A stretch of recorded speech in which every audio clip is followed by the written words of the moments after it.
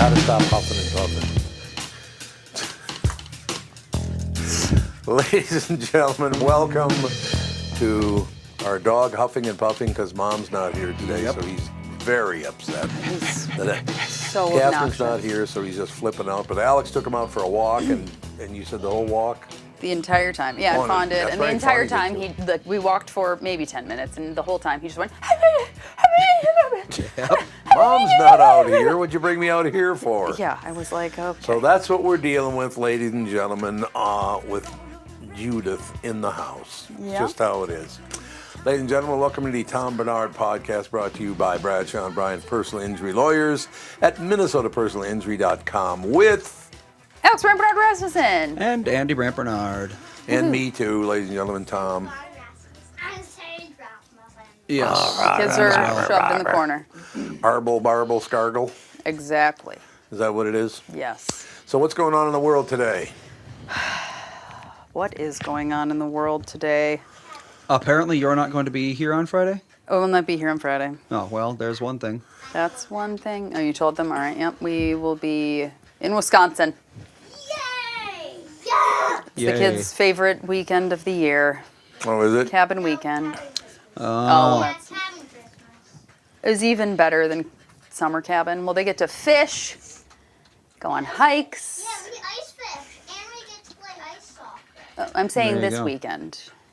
We're going to be doing a lot of fishing. They really, really, really, really love fishing. Huh. There you go. Yep, Matching fishing shirts. Says they do. I like how you can hear They Jude. They have cannot match- hear her. so Yeah, they have matching fishing shirts. They do. There you go. Frank Beard from ZZ Top died. I saw that at Frank He Beard's was the house. drummer. How old was he? 77. Yep. Unfortunately. What did he die of? Being in a band. ZZ I was going Toppery? to say doing bad things. I don't think it says. Oh, God, that's hilarious. ABC Charlie posted 22 top. Who said 22 top 22 originally? top. Yeah, somebody on the KQ morning show said 22 Instead top. of or ZZ. Really? It was something like that. Huh. Charlie, you'd know more than I do. That's hilarious that you posted that, though. My favorite ZZ Top reference, and the only one I can make, is not actually of ZZ Top. It's The Simpsons, when they go to New York, and they pass by a bunch of Orthodox Jews. And Bart goes, "Hey, it's ZZ Top. You guys rock." And the Jews go, maybe a little. Maybe a little. We rock you go. maybe a little. See, that's great. Can you guys hear Jude? Yes, well, I can hear him in my headphones. I feel like he should maybe be taken away. I think he needs a little bit of why can't you just chill calm pills. down? Like Like, literally. I truly think that he might need to be put on anti-anxiety medication. For real, this dog like is- it's well, you can see his obnoxious. tongue is like reaching down to the floor. It is. Yeah. When Catherine's not here, he loses his mind. Yeah, this is It's anxiety. This isn't heat. Yeah, this is It's not anxiety. warm and No. well, it's decent in here. We went for a 10-minute walk in the shade. Like it was a Yeah, very he's good. like he shouldn't be losing his dang mind. Listener B5I says, "Are you taking the show to the fair?" No, not this year. They're not. We're not going to do it this year? No, there's no way at this point. I'll be Remember at the last fair. year when our buddies over at that other joint didn't even bother to set us up for the fair last year? Yeah, they did. Yeah, we were in I were at on the their fair. stage. Remember that. Yeah. We were on the stage. Oh, we were on the The whole stage. That's thing. right, for a couple of Yep. minutes. But we had, that whole 2 years was nothing but torment. Well done. Anyway, no, we won't be going to the fair. I'll be going to the fair for fun. I love the state fair. Not me. It's a good way to Yes. promote the show. It is. I can run around yelling at everyone. Tom Barnard didn't retire. Yeah, there you go. You can just yell that out. That's what I'll do at the state fair. I'll make a T-shirt that says Excellent. Tom Barnard never retired. What is this now, Bob? Sounds like they're going to keep going with just Billy Gibbons left. Oh, they are. So He's what, the there's only one one left? member of ZZ Top left, and so it's just one guy? Yeah, I guess so. What? Like he's just the only remaining. Just one guy left in ZZ it's Top. a solo So- act. Yeah, no, it's, well, there's two, Billy Gibbons and a guy named Elwood Francis. Who was the Elwood. one that did the great voice where it went, rumors spreading around in that Texas town? I wouldn't know. I don't Well, know. it's one of the guys. You could look it up, I guess, is what I was asking. Someone on the chat will know. Yeah, didn't the think chat will know you'd better than know. I'm not going to be able to Google that. Oh, no? Well, I mean, I could try, I suppose. Well, that is true. Gibbons was ZZ Top. That is true. No Was he? question about it. Well, he was the singer, I think, wasn't he? No, Gibbons. Well, yeah, Billy Gibbons is the lead singer and guitarist. Yeah. Gibbons did that. Gibbons, yeah. That was Gibbons. Well, there you go. Well, that's what he said. Gibbons was ZZ Top. Yeah, Frank Beard is the drummer. I don't Right. know. He I just guess died yesterday or last night. They just don't didn't have a drum track in their songs from now on. I don't think hiring a drummer is going to be all that difficult. No, I don't think so. I was a drummer in a band, and I was the most exposable person in the band. So what Yeah. does that tell you? I learned that very, very early on, that if you're the drummer, you're the easiest to get rid of. They never did, don't get me wrong. I was with the band for like 6-7 years or whatever. They But could have. they If could have had they wanted to. Yeah. Dusty Hill, God, there's some memories right there, and no question about it. I'll bet they have a replacement drummer very soon. What does that say? Billy likes Billy touring. likes touring, Yeah, yeah. Billy does like touring. That's a very good point. Absolutely. But I always did like that band. It's always sad for me to see things like this when people, pass on and all the rest of it. I always loved ZZ Top. Was it at the best music? I don't know, but it had a very male edge to it, I guess, is a good way to put it, don't you think? I don't know that I could name a single ZZ Top song. I That's what I'm couldn't saying. until I looked it up. Sharp Dressed Man, I'm sure you know. Because every girl's crazy about a sharp-dressed man. You don't know Sharp Dressed Man? No. What about Gimme All Your Lovin'? Give me all your loving, all your hugs and kisses, too. I know that one for some Maybe? reason. I think I know it from The Simpsons, though. It's No, not. I'm very it's not, I don't. Yeah, it's not music that most women like to listen to. Some women loved ZZ Top, don't get me wrong, but a lot of them didn't. Apparently another big one is Legs. I don't know that one. She's got legs Yeah, I don't know. and knows how to use them. in any case. I know what they look like, Yeah. but I can't name a single song. Well, they're all up there now, aren't they, pretty much? LaGrange. Oh, LaGrange was one of the best starts in the history of rock and roll. The only one who didn't have a beard was Frank Beard. Yeah. That's right. Frank Beard was the only one who Interesting. didn't have a beard. That was always around out there. But I always liked ZZ Top a lot. If you were in a bad mood, you just turn on ZZ Top and it would cheer you right up. Because it was such a hard rock feel to everything. 2 members of ZZ Top were in a fake zombies band in the early 70s. I didn't know that. Gotta love those fake zombies bands, whatever that means. I don't know what that means. What's a fake zombies band? Well, there was a band called The Zombies. Oh, and they were like a cover band? Oh, okay. Well, I think they were kind of fake zombie, What does it mean? I guess. Oh, yeah, LaGrange, the beginning to LaGrange, especially when you hear that guitar work, and then that deep voice is, rumors spreading round. I wonder if they're actually, how old okay, so they're in their mid-70s. Billy Gibbons is 76. Yeah, Beard was 77. Okay, so they're in the mid-70s, but they're still touring. Mm-hmm. Obviously not the one that just passed away. But Well, we don't know that for sure. I wonder what, if it's fun to watch them. Yeah. You know, because Just- I saw Ozzy Osbourne years ago. Yeah, Like shuffling 15 around. years ago. And I was like, oh my gosh, he's just old. Well, some people are like great entertainers in their 90s, and Yeah. then some people it's like they're 60 and they're like decrepit. Yeah, we saw The Cure. Dan and I saw The Cure probably 10, 12 years ago. More than 10, because I wasn't pregnant with her. So yeah, probably 12 years ago. And they did a great job. Well, they can't be that old. They can sounded really good. The Cure. Robert Smith is 67, so Yeah. 10 years ago he was only in his mid-50s. So Okay. I would hope. Okay. I would hope he sounded okay. Okay, so Dan and I are going to go see Toto and Christopher Cross. Toto has to be pretty old. I would Yeah, think so, we're yeah. seeing them next Wednesday. Let's see, David Page, I think is how you pronounce that. Oh, he's only 72, so he's not that. I would have thought much older. Wow, their guitarist is only 68. I'll be right back. Sorry. Isn't Paul McCartney 80 now? I think he's well past 80. Oh, he's well past 80? Well, I suppose, yes, he'd have to be. Oh, God, yeah. Paul McCartney is 84. 84 years old. Very nice guy, though, although I think he's still pissed off at me because I didn't stay for an interview. He just holds that grudge. I don't know about. I doubt that it ever happened to him ever in his life, other than the time I did it. But I had to do it to come to pick you up because you were sick. I was sick. Yeah, you were sick at school, so I had to go pick you up. And I couldn't do the interview because of that. Huh. But I got over it, and I'm sure Paul did too, very, very quickly. I'm sure that was not a major problem long term. don't you think? I would think so. I think he did well for himself, Yeah. despite what- the setback. He's a billionaire now. Did you know that?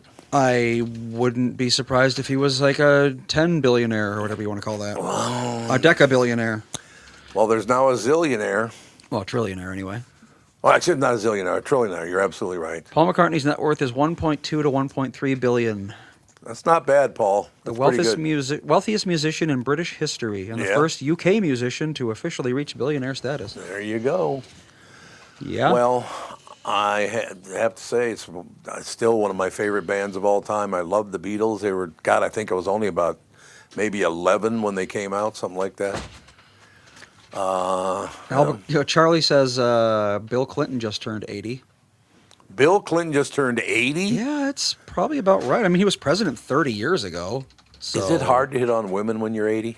Not if they're 80, I suppose. Well, that Bill sure does love to do that. There's no question about that. He was born August. Oh yeah, no, today. Today is Bill Today Clinton's is birthday? Bill Clinton's birthday. Happy birthday, Mr. Clinton. Happy birthday, Mr. President. Mr. President, There absolutely. you Got to go. go with Mr. President. That was JFK, though, right? Well, everybody's Mr. President. Well, yeah, but happy birthday, Mr. President. That was Oh, it Marilyn was Marilyn Monroe. Monroe for JFK, but same thing. The kids are in here, so I can't say what I was going to say, but let me put Yeah. it this way. I heard she was taken out. So Bill Clinton's birth name was William Blythe III. William Blythe, oh, that's right. William Blythe III. Why? Yep. How did he change it to Clinton, and why? Because Blythe seems like Too Southern? kind of a Dracula name, I guess. I don't know. Interesting. I I don't had know no about that. idea. It all works out in the end, but yeah, I mean, I got to be honest with you. It's really hard to watch these things happen when you're some of your favorite bands when you're a little boy or a little Yeah. girl or whatever are croaking now. Well, there's the first wave when they're all in their 20s and they all start ODing. And then there's the second wave when they're Yeah. all old. Yeah, that's a good point. I never knew there was a big show on television about all these people that took themselves deep, and I didn't even know some of them did.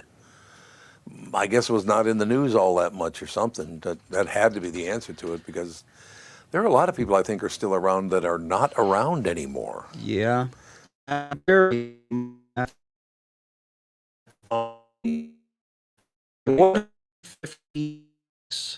God, man, he died quite a while. 57. He died 3 years ago, yeah. 3 years ago. Mm-hmm. Yeah, that is so sad that I don't think your mom would want you guys in here listening to this, by the way. Sad things? Oh, yeah, no, you're pretending you can't hear it. Well, it's up to you. I just had to tell you. Well, where'd Alex go? Did she just put... no, she didn't put Jude away. Jude's right there. Jude's right here. I don't Where'd know she where go? she went. Oh, there was a phone call, which I don't really understand why she'd get a phone call during the show, but that's just me. It's an all-male show, apparently, this morning, ladies and gentlemen. Jude's male. I don't know. Yeah, Jude's a male, so there's three of us. Oh, we got... Well, I can't say who else we got in here. Your mom wouldn't like it. Well, she doesn't care if people know that they're here. Just Well, as Sage long is as they don't here. get on the camera. Sagey and Fawny are here, so that's Mm-hmm. good. That's a good thing. So what else is happening in the world? I know what's happening in the world. I have to take a break here. Have you seen a case where someone decided to represent themselves in court? Did it go well? Of course not, because law is hard. That's why I recommend Bradshaw and Bryant personal injury lawyers to help you navigate the labyrinth that is the justice system. If you've been injured and need legal help, just visit minnesotapersonalinjury.com or call 320-259-5414 to talk to one of their great lawyers at Bradshaw and Bryant. You like that read, kids? Taken care of. There you go. It's just taken care of. Did you vote? They didn't even vote. I don't think they're mind. listening at all. No, I don't think they're... Oh, my watch answered me. Oh, What does this say? Fezco and Lexi? I have no idea. I don't know what Fezco and Lexi would be. Maybe they're Fezco. people. So what else is happening in the world? What's been going on in our family? Not a whole lot. Well, not in the family, no, but, In the world? Also not a whole lot, thankfully. Look at what it says there on the bottom. Was that, what's the name of that? T-Lars? Is that what that says? T-Lars 36, Tommy B, the consummate professional. Sorry, I started laughing during consummate. Tommy B, the consummate professional. Yes, thank you. Thank you very much, ladies and gentlemen. I like how there's another obituary here. There's Emma another- Thompson's mom, also a prolific actor, dies at 94. Well, if she was a prolific actor, then why are you calling her Emma Thompson's mom? Well, that's a They good don't even have her name in the title. So you got Matthew Perry, you got Her name's Phillida Law. Phillida? Phillida or Phillida or Phillida? I don't know. She was 94. Phillida. Where'd you go? Where did you go? A phone call during the show. Yeah, just don't worry about the show. You know, personal phone calls, the whole deal. Like you've never taken a phone call. Yeah, it's true. Only when there's money involved. Well- No, that's not true. I'm just made that up as I go along. Who's to say there wasn't? Well, you missed out on a lots bunch of money? people whose birthdays it is today. Happy birthday! To all these people. Now I'm all caught Bill up. Clinton and Matthew Perry. Well, Bill Clinton, yeah. One is Matthew dead. Perry, yeah. and Yep. one is icky. So Well, there you go. not happy birthday. Not happy birthday to Actually. Bill. One happy birthday to both of them. Yeah. Boy, I have, honest to God, it is interesting, you know, to basically say happy birthday to a president because you're really rolling the dice because no matter who you mention, either side, somebody hates it. It's unbelievable. Sage, who did you say earlier? I said you my meant God, Barack Obama, but you said something else. No, he was like, he's like, what is Morocco Gam or something like that? Morocco bomb. Barack Obama. Obama. He's like, yeah, what is very Morocco good. bomb famous for? And I was like, I don't know what that is. And he was like, it's a guy. I was like, oh, you mean Barack Obama? Morocco bomb. I was like, he Well, was it's not the even his real president. name, is it? Isn't it? I think it is. I think it is, yeah. There's some name he used that wasn't his real name. There was but a lot of. I don't know. There was a lot of rumory stuff. Oh, was there? When he was like, he's not even American. His name's not that. Well, his He's middle name is actually-" Hussein, which didn't help. Yeah, that doesn't help. In the 2000s, that was not It's helpful. not a great middle name. No, Barack Hussein not at the time. Obama. I mean, Yeah. today, I don't think anyone under 20 even knows who Saddam Hussein is. No, But probably not. Well, let's check on this one because I bet you he's a billionaire too. who? That guy. Obama. Barack Obama. Oh, she's A got to be billionaire? close. Well, between him and Michelle. Yeah, for real. Yeah, I What mean, has Michelle done? she's written a bunch of books and she Oh, she tours has? and she speaks and she she's all over. She gets the $1 million place. to speak for Yes. 10 minutes. So many dollars Does she to talk speak. a lot about the fact that they lived in the White House, she had to pay for her own coffee grounds? They had to pay for their own food while they're in the White House? Boo-hoo. Well, we live in this house, but we have to pay for our own food here too. It's kind of the world, isn't it? It's the way of the world. That's the way. I also texted Mom and said, I think Jude would benefit from having some anxiety pills Yeah, I think so. available to him.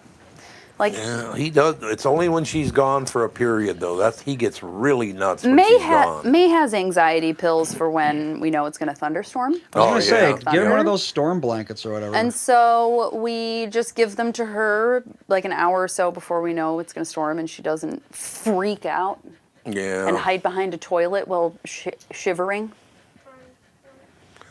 One thing about it was great is that he was up. He and I were upstairs sitting there just kind of trying to lay there calmly, and he behaved. He was a really good boy the whole time. All he did was stare out the window through Yeah. the bars upstairs. If But you just give him a little chill pill and then he just will sleep. well, I and think it'd be relax. better for him anyway, don't you? Well, yeah, because I mean, and also Mom, she has to plan her life around him. It Yeah. seems she's like, oh, I can't leave him alone for too long, or I can't be out of the house for too long. And can you, it's just like you shouldn't have to plan your life around your dog being stressed out that you're not home.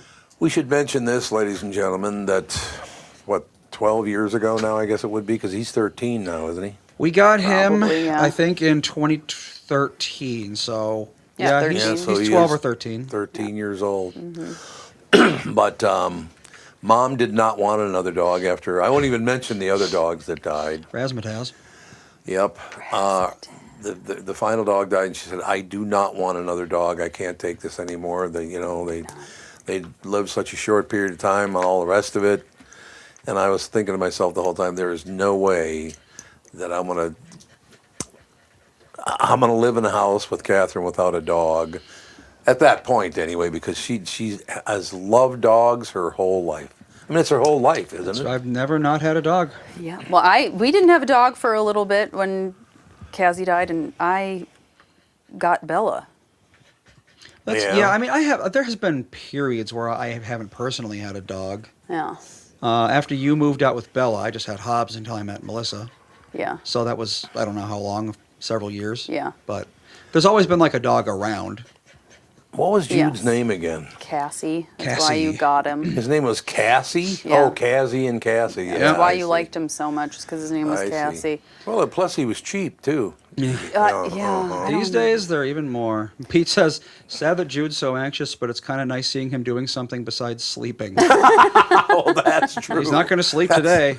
That's 100% Trust true me. right there. This is what Jude does. He either is panicked that mom's not home, asleep, or potentially vomiting. Yeah. It's kind of his I Or mad at a suppose. squirrel. 3 modes. Oh, I wanted to ask our listeners today, and this, you can respond to it or you don't have to, or maybe you just don't even care about the subject, but that thing they released last week, radio, is pretty much over. My God. They released a thing. What thing did they release? Oh, and just talked about the fact that, well, Howard Stern let 52 people go. First of all, that was 52 people. Well, that's what happens when you go down to once a week. Well, yeah. I guess so. But I mean, why did he need 52 people anyway? That is an interesting I've question. seriously, yeah, like you would think 52 people would be like 3 times as many people as he would need anyway. Right. Yeah. And Like, yet how he many- had so many people, he could get rid of 52 and still have more left over. Yeah. It's like, how? Well, and I mean, and he's got to be, what, in his 70s? Early Howard Stern, 70s? let's see. Late Howard, 60s, I early think 70s? He is 72. Yeah. Yeah. So, like, he's retirement age, Yeah. past retirement age, so maybe he just wants to slow down. I mean, how He's much? clearly been miserable for like 20 years What's at this his point. net Yes, worth? yeah. Net worth is high. Yeah. see. So, like, He's a why is billionaire he? too, I think. I Why don't is he think so. still working? Let's you know? Because he needs. Yeah, it's the like 650 to 750 million. So Yes. Yeah. 650. So, like, Yeah. he's okay to retire. yeah, it's I he could think. retire. Yeah, but it was announced over. Well, I have a bunch of friends at K-Fan. Well, I shouldn't say a bunch. A few friends at K-Fan. Most of them I don't know, so maybe I would be their friend, but I don't know them. But I do have a few friends that over there, and it was announced basically they're cutting the budgets way back and all the rest of it, which means it's pretty much over. Are there any live shows anymore on radio other than on K-Fan? Oh, there's tons of them. Yeah. Oh, They- yeah, They like just don't make a ton of money. K102. Oh, so they just play a lot of music and then just talk for a couple of seconds? No, I think they do a fair amount of talking. Well, Brittany, Brittany's yeah, she's on whatever one that is. Yeah, My think- Talk. my talk. Well, yeah. isn't that that's also owned And her- by the same company as K-Fan, right? Yeah. My Talk is a Hubbard company. I don't know what K-Fan Oh, is. My Talk No, is. Oh, that's right. She's over My K-Fans Talk. are iHeartRadio. Okay, there you go.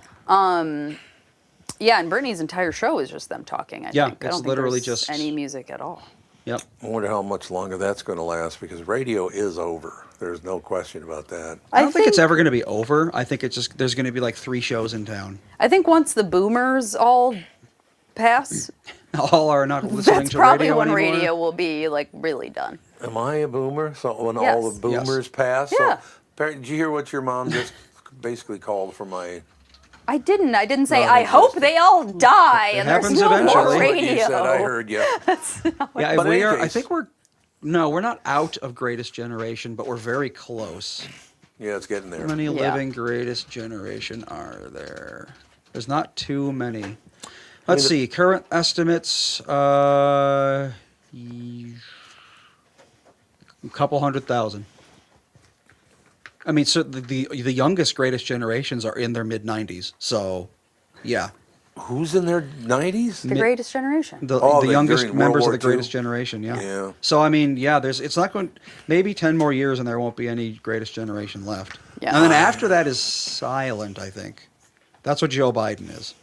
Silent Oh, Generation. Joe Biden's silent And then generation. it's the baby boomers. Yeah, I feel No like question. boomers are the ones that are keeping any radio that's still going alive. Absolutely. Yeah. And maybe Gen X. I mean, if you Yeah, Gen a little X, bit of Gen X, but I feel like Gen X is also like holding on, like they're adapting more and like listening to podcasts and on Spotify and stuff like that. Like they're not as like this but is what I do. the oldest Gen Xers are 61 at this point.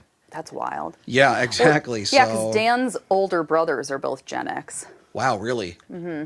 Huh. Now, which one's Gen X? The one Dave is before, after about- yours and before ours. Dave is Oh, about to okay. turn 50, and Chris is, I think, 53 or 54. Wow. So, yeah.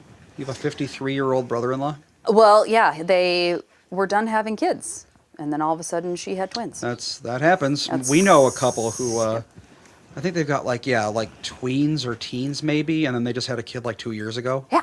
Yeah. That's what happens when you're not Whoopsie. careful. Whoopsie doodle. Well, look at Alex Gerard. I mean, his youngest yeah. brother is 20 years older than him. Yeah, but that was from a Well, yeah, that was a previous- remarriage, yeah. but still, it can happen. Yeah, Well, I it's remember true. my friend Jeff in elementary school.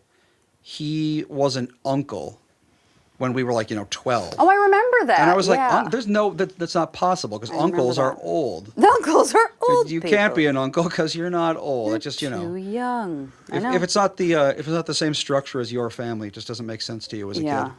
Yeah. A 12-year-old uncle. That is weird. It's weird, but yeah, his sister was just way older than him, so. But yeah, I mean, think about families that have, 11 children. Yeah. It's like, a minimum of 11 years I between mean, them, really. you were probably an uncle not too old. Like, how No, old is pretty your much. oldest? Yeah, how? I don't know. Terry's kid? Tracy is probably the oldest. Yeah. Barnard cousin. And When was she's, No, Tracy Brandy's born? older than Tracy. Is she? I think Tracy's older than No, I don't Brandy. think so. I think Brandy's the oldest. Well, when were they born? Well, God, they got to be. I don't know for sure. I don't remember for sure, but they're definitely well into their 30s or 40s. I think they're like 60. I think they're 50? You think they I think probably they're are? 60. I think they were No. 30 when I was like 10. yeah, I think they're like 60. They're not 60. Yeah, I think so. Oh, maybe they are. My God, Here, I that's can Randy or find out. Tracy, anyone we're related I can to. find out. yeah, Email there you us go. I can with the find out. details. Yeah, sure. Yeah, There so you I go. mean, if they're sick, yeah, so like you were an uncle at, maybe 18. Yeah, that's 60 about years right. ago. Well, if 60 years ago, you would have only been 14. So Oh yeah, true. if they are 60, one of them 60, you were an uncle at 14. Well, while Alex is That's looking about that right. up, I have looking good it up. news for those who want to join the Army. Oh well. What's that? How nice. So the Army, specifically at Fort Stewart, they are offering a 4-day pass from the Army. So you're in the Army, but when Grand Theft Auto 6 comes out, they're going to give you 4 days off to play it. What? So there's your incentive to get back in the field. What? There you have it. How weird. I know, it's 4 days off to play GTA 6. Apparently 20 people have already signed on for the deal. Only 20? Oh, it's a terrible deal. If I wanted 4 Yeah. days off to play GTA 6, you know what I wouldn't do? Join the army? Join the Army. So, yeah. But I don't know. I don't know. Teresa Johnson younger than me.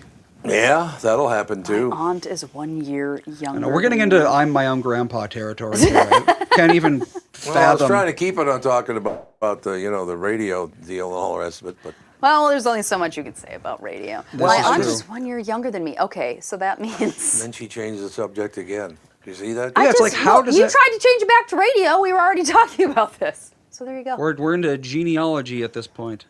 What's going on? I don't know, genies. Genies. What are you talking about? Nothing. We're just being strange. We are just being You strange. are strange. There's no doubt. That's your mother's side. I'm telling you. There's no Yeah. doubt. She's the for one who did it? sure. There's nothing Look strange what a about tough your. guy I am when she's not here. Yeah, incredible. Tough guy when she's Incredible. not here, huh? All right, That's Joe the wants an opinion. Those, You have opinions? generally speaking. Well, I'm glad. Okay, so here is the media share template here, and I'm going to add one picture to it, and then I'm going to add another picture to it, and we're going Okay. to vote on which one we like better. Should we have Kristyn on for the vote? 'Cause She can she's ready. see it. She can give a, I don't know, one or two on her fingers. Oh, for my T-shirt. Oh, like, yeah, Tom Bernard did not retire. We have the podcasts to prove it. There you go. That's very nice. No like it. question I'm going to about make this it. small so we can put the other one up. Put I'm the gonna other this ones up Compare there. and contrast. All right. Now here I is do like that's a great start. I will tell you that. And let's see. Wait, which one was that? Is this the new one? Yes, here's the new There one. we go. It says Tom Bernard did not retire. The truth is out there. Still talking. Too many podcasts to be. That one's pretty good. That is. They're really good. Can we rotate them? Still talking, still not retired. Too many podcasts to be retired. I like- Scene with Mike. Scene with Mike. Yep. That's funny. So I guess we can do like a side by side here. What do you think? What do you think, people? 1 or 2? For a T-shirt, it has to be the first one. Yeah, 2 is a little busy for a Two's a T-shirt. little busy. 2 would be a funny like poster or something. Yeah. I love them both. Are What those can I say? pictures of Dad? It doesn't even They- look like Dad. It looks like some. Yeah, it does that's not me look in the like upper that. left. Doesn't quite look like you. That it does looks not like a, look like it looks you. like an approximation of you. Yeah. Is what I would say. That does not look like you. It Really? looks like some other guy. Some other guy. I don't know. I don't have the chat open, so I can't even see what they're saying. that'd be Let's scroll fine. down here. Well, let Kristyn on. 1. It's 131. Kristyn, finger. 1 or 2? One. Nope, everyone's saying 1, so there you go. 1 wins. There you have it. But yes, we should probably get on with it. All right. Speaking of that, Kristyn Burtt Entertainment News brought to you by North American Banking Company. Go to nabanco.com to learn more. Member FDIC, equal housing lender. There she is, just popping on now. What's up, sister? We cannot Cannot you. hear you. Is your mic off, Kristyn? Well, that's strange. We could just reboot it. Let's mute and unmute. Ask for unmute. I can't manually unmute? Well, Really? unmute yourself. I muted you and I can't unmute you because apparently that's not within my power anymore. Why is there always a problem? Ask for unmute, Andy. So, I did. Oh, you did. Unmute request has been sent to Kristyn Burtt. I think maybe leave and come back. Yeah, maybe. We've had this problem before. Yeah. I'm going to remove her from the scene. Unfortunately. What do you?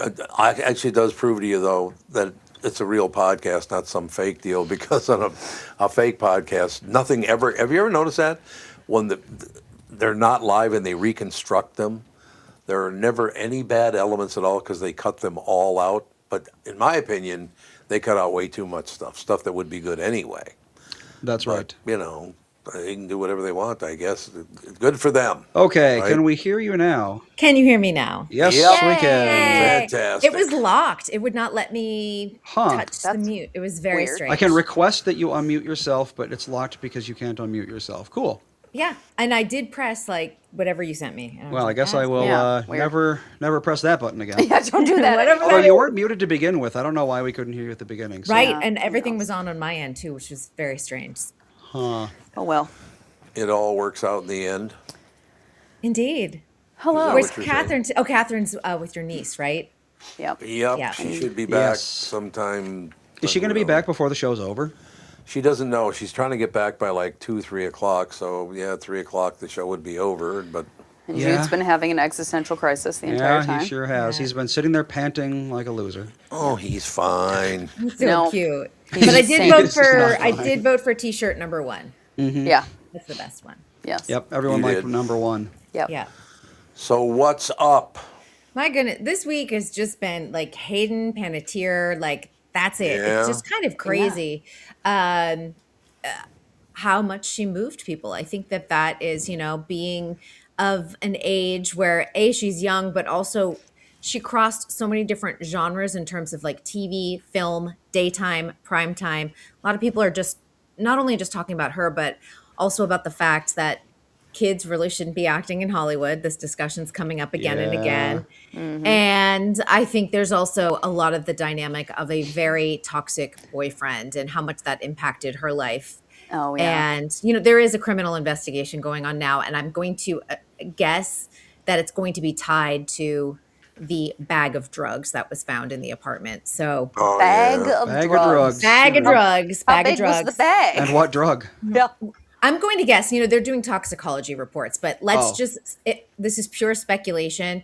But oftentimes when you're having cardiac arrest, fentanyl is involved. Yeah. Yeah, because she That's- died from an overdose and cardiac arrest, right? Yeah. It's either meth or fentanyl or maybe Yeah. crack. Nothing else is really. It's a lot of drugs are surprisingly difficult to OD on. Heroin? You can get real messed up. But, Heroin? Well, heroin, yeah, but that's But you kind of like wouldn't people don't even cardiac arrest. people You're don't just even kinda care like- about heroin anymore. Yeah. They're all moved on to fentanyl. I would say 95% of the time, if you're dying from cardiac arrest tied to drugs, it's fentanyl in this Yeah. era. in this era. But of course, Yeah, there yeah. can 10, always 20 be. years ago, absolutely would have been heroin. That's what everyone was dying of back then. Not anymore. Oh yeah, they're railing on Neutrogena. Yeah. People are What did I'm Neutrogena not do? buying Neutrogena products anymore. So we'll dial it back. For a long time, Hayden was the face of Neutrogena skincare line. And while after she had her daughter, she had first of all, she had a traumatic birth with her daughter. And then she had severe postpartum depression. And she started talking about it kind of at a time when women weren't talking about postpartum depression. And they ended her contract almost immediately as she became outspoken about PPD, which is Oh, not very female friendly considering Neutrogena primarily targets women as their audience. And right now, if I were a Neutrogena publicist, I would be trying to craft some type of message. They've said nothing so far, but this is Yeah. reaching crisis PR level because they didn't deal with it then. And probably half the people that fired her don't even work there anymore. But now it's a yeah. now problem in 2026. Yeah. Yeah, I know. I like when people are like, "Oh, you know who started the Volkswagen, don't you?" It's like, well, sure, but that was almost 100 years ago, and they're all dead. So I Yeah. think we can get over it at this point. Are we talking Hitler? Yeah, well, the Nazi Party, The Nazi Party did. or like they were endorsed by the Nazi Party or something. But so is Coca-Cola. I think it was like the car of the Nazi party. Yeah, Yeah. But it's like they're all dead. They don't really do a whole lot of Nazi stuff anymore. So you know, they I mean, and It's it's just been like Nazi. addressed. It has been addressed in Yeah. past history of Volkswagen. So that by executives at some point in time, but Neutrogena just didn't exist, Yeah. didn't happen. That's And weird. They I should remember have all addressed those, it. I remember all those commercials where it's like she had like the soap bubbles on her cheeks and then she'd like splash water onto Oh, was her that face. her? Like if I did this in my bathroom, there would be water I know. everywhere. Yeah. yeah, I like it when like in beverage commercials where they're drinking like this. And Yeah. it's like pouring into their mouth like a waterfall. It's like, Yeah. who drinks like that? I do. And now it's just CGI anyway, right? Well, speaking of CGI and AI and child actors, do you think that's going to be the future of child stars? Is they're all going to be AI because it's just the legal issues and the whole like growing up crazy and all that stuff? It's just like, it just doesn't make sense to have children in that environment. So why not just make them AI? We've seen that call already. In fact, a couple of the trades are covering it, saying, hey, why don't we just make child actors AI? I don't Yeah. think it'll 100% go away just because it's just, there are going to be certain directors that are like, I'm not going to use AI at all. But we are seeing again and again that even with the protection of the union has not protected child actors. Yeah. And Yeah. you know, it's one thing to protect adults, and I think plenty of actors probably feel like SAG-AFTRA, the Actors Union, has not done enough. Can you imagine now being an 8-year-old child on set? Why do Yeah. you need to be working with 40-year-old men and women all of the time? You don't. You should be in school and playing and doing kid things. And, you know, there's something to be said. It's great when they're in dance lessons and gymnastics and soccer and all of that stuff. But when it starts reaching a professional level, and I would argue too that this dives into Olympic gymnastics. This dives into competition dance. This dives into all of those traveling soccer and hockey teams that we talk about. It really has reached a level where, is this too much for a child who is under 18? Oh, Right. absolutely. Fawn watched some episode of some dance show. It was like about this one girl specifically, and her mom just like, it was like a momager situation, and this kid was just being exploited. But it was like this TV show of like, look at how great of a dancer she is, and like she's living the dream. And I was like, this is horrible. It's like, this Yeah. is a nightmare. It is, and oftentimes, you know, they get pulled out of school, they get homeschooled, and not by like that's the choice of how we want to educate our child. It's out of necessity. Yep. And if your child is on set, they only have to do like, depending on their age, but anywhere from say a couple of hours to 4 hours of schooling a day versus being in Yeah. school, you know, 6-7 hours. You don't get the same education. Well, it's kind of like football stars and stuff in school. I mean, they're doing like their managers are doing their homework for them or whatever. They're in class half the time because your life is about practicing. You got to become a star. Your schooling is secondary. You're not here for that. You're here to make us look good on the field. Hey, Sage is joining cross country this year, and he gets to miss a little bit of school for cross country. It's already starting. It begins. It's already starting. It begins. He's going to be a that's cross where you- country weirdo in no time. But that's where you get the whole like rocks for jocks in college. You know, they used to joke that there are certain, if you're on a big Division I school, there are certain very easy pass courses for those athletes who are Yep. traveling all the time, and they're the moneymakers for the schools.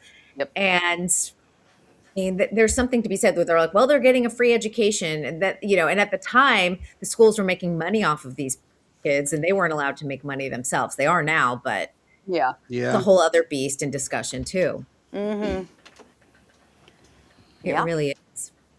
What is? Oh, Tommy, you something good? My kids coming keep and coming in and out. They and keep in and coming out, in and out. I and don't in and know out. why they do that. Jude They're like a came back. cat that can't decide Jude if came they want back. to be in the Jude's room. back already. Yeah, we knew Jude that was he'd gone. be back. You had to though. go check to see if Mom was out there.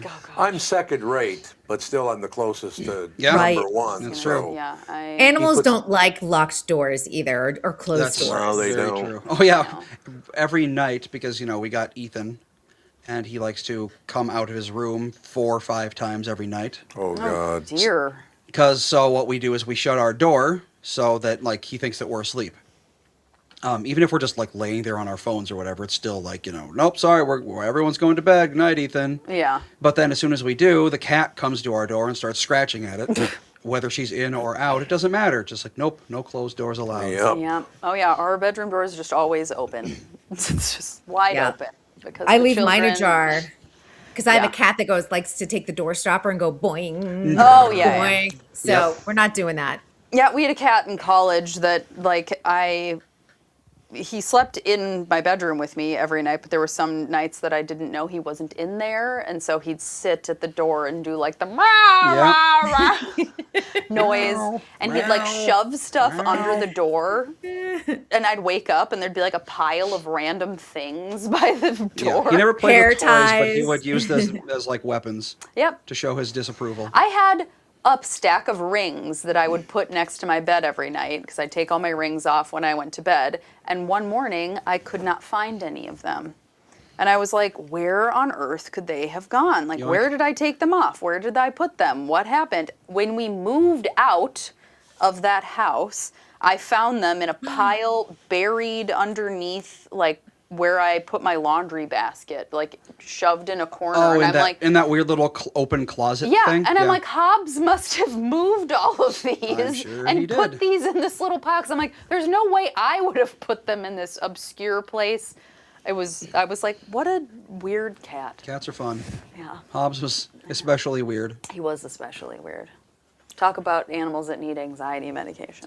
I did. I used to pill know, him every yeah. day, and that was fun stuff. Shove it down his throat. Yeah, you got to take your one finger and put it in the corner of their mouth so they go like this. Mm-hmm. And then you take the other one and just shove it down their throat. Or you Good could do a times. pill shooter. Yeah, they have those yeah. now. You're supposed to like shoot them down their throat. It's like a little catapult thing.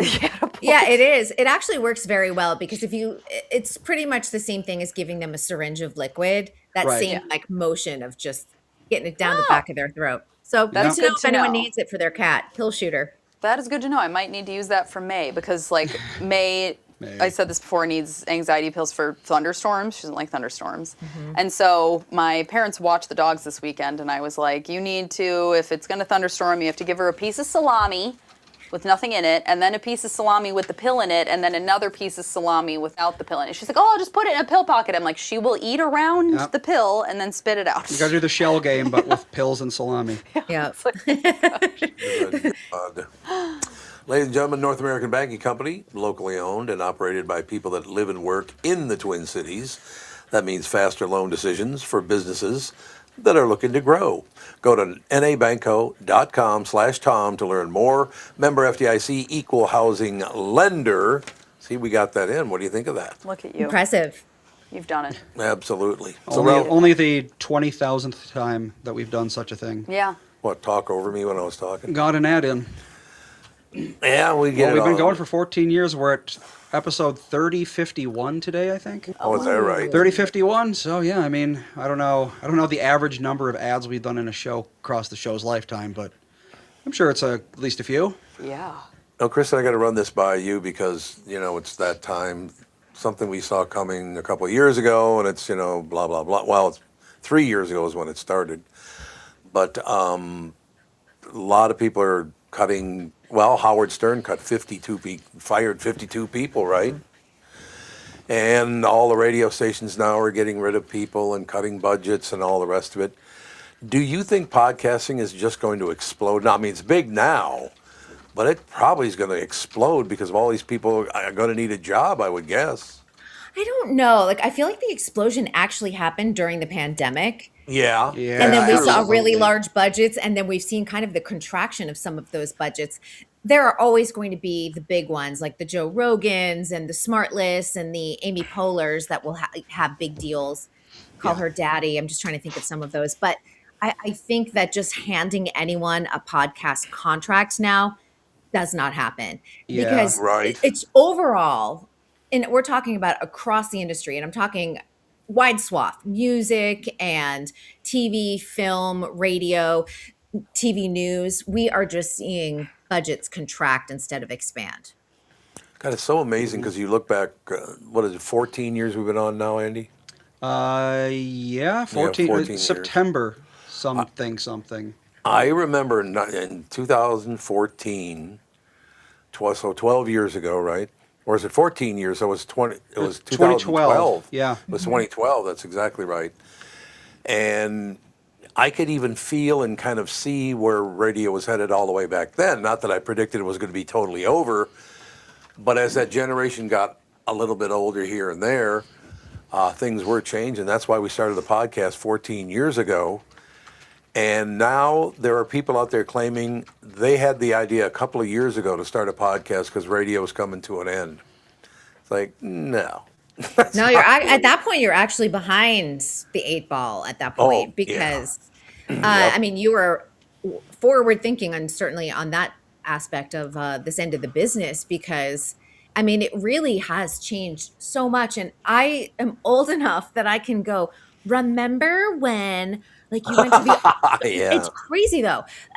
Even just 10 years ago when I was doing a ton of Oscars coverage and being on that red carpet, and it was 250 media outlets. Now it's about 45. Yeah, I don't doubt it. Yep. Yeah, it's very, very small. Some of them have gone Yep. out of business, of course, but they've also reduced how large that red carpet is, and excluded some people. Like, access is just harder to come by.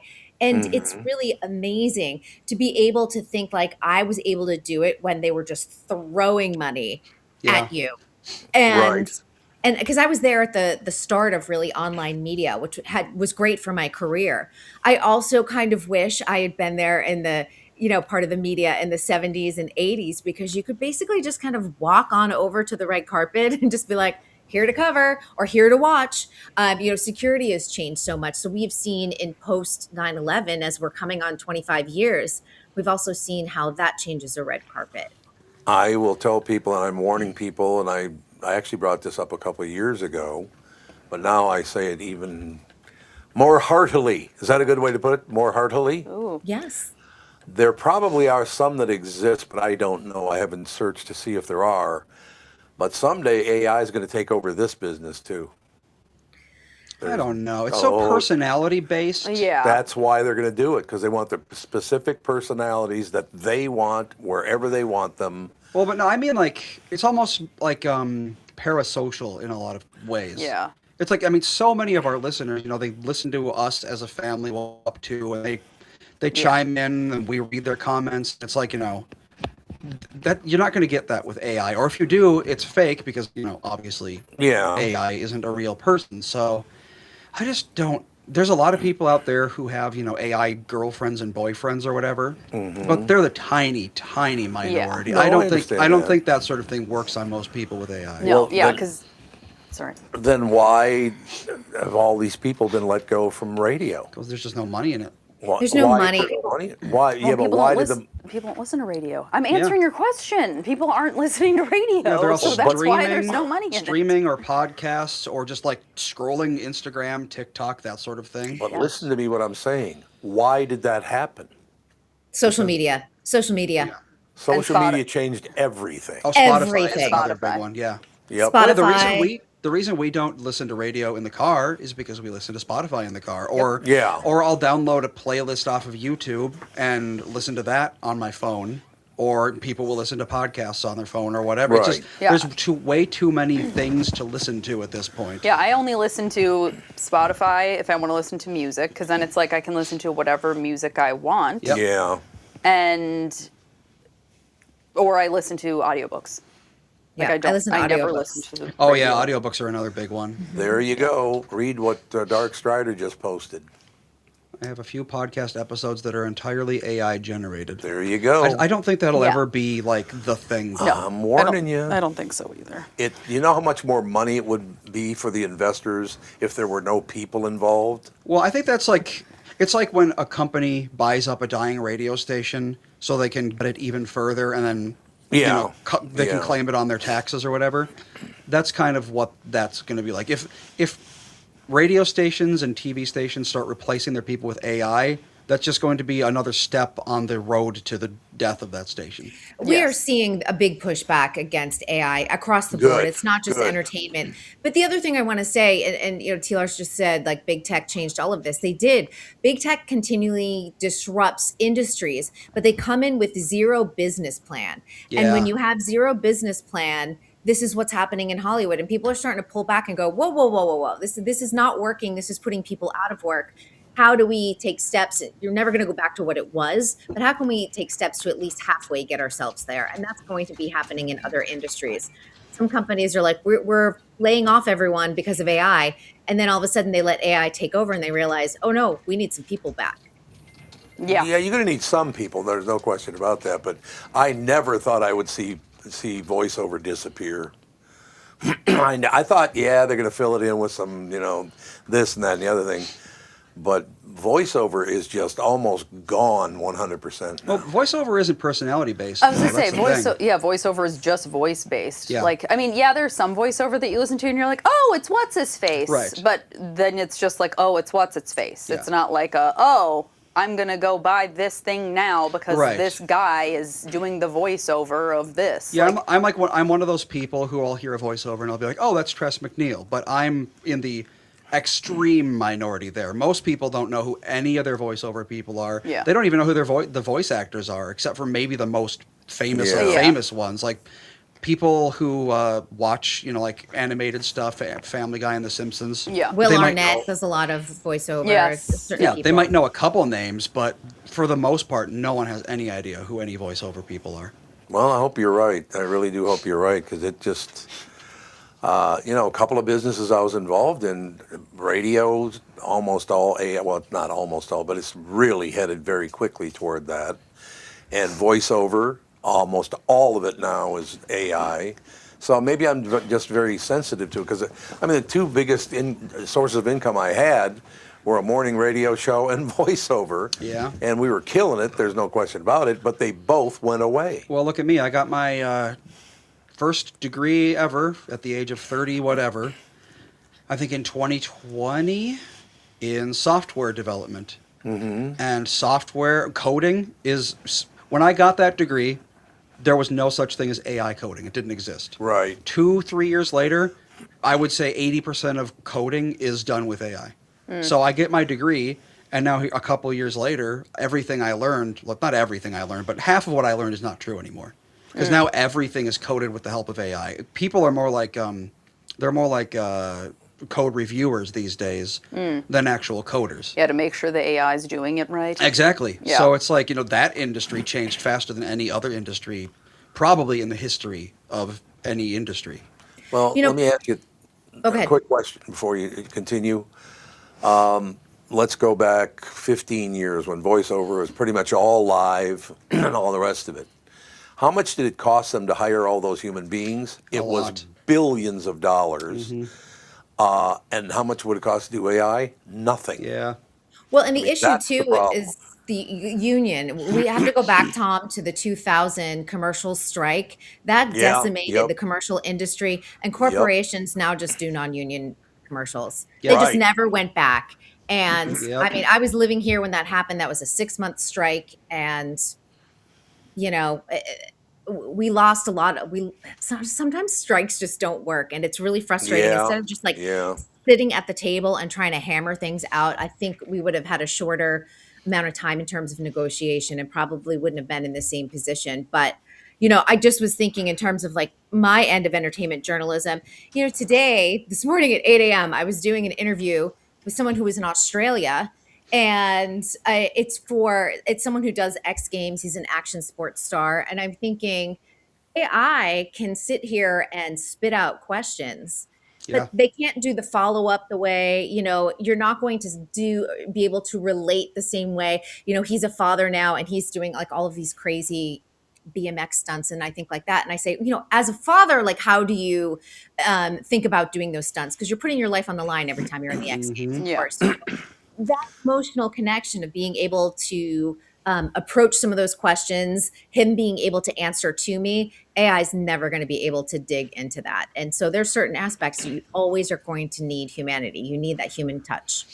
Well, yeah, and like the way that things are now, it's not like companies are paying podcasters to put on podcasts as much as, like you said, there's the big ones that, yes, have these contracts that are like great. But like most podcasts and most, social media famous people, it's like brands are paying them to talk about their brand. And that's always going to be needed because, if you have an AI person talk about your brand, people are going to be like, okay, that's worth nothing. These brands could generate AI people for $50, Yeah. but they don't. So ask yourself, why don't they? And it's because it's more valuable not to, at least right now. Right now, and like some AI made up person talking about how great a product is not going to sway me at all. That is it's true. like, you were created to say this. So why would I believe that it's actually there's no decent? sincerity. Yeah, because like people, it's like, oh, I only talk about, like Dad, you're like, I only support companies and talk about companies and things that I actually like feel positively about, And yeah, but if you were a robot, you couldn't say that because it's not true because you're a robot. yeah, You wouldn't know it because you're a robot. I know, but I mean, They don't there's have a voice. I Well, know, they're but there's- making, Tilly Norwood is the AI actress that they're, making a movie around. And she's become the punchline to a lot of jokes, of course, but also I've been going to a couple of panels and Q&As, and there are Tilly Norwood jokes left and right. People aren't really interested. Do you really want to see, like, if I want to see something imaginary, I'll go see an animated film. I don't need to see an AI version. I'd rather see an actor portray a story. Yeah, it's just so weird. And people get involved in, no matter what, if it's podcasters, actors, people on the internet, of like their personal lives.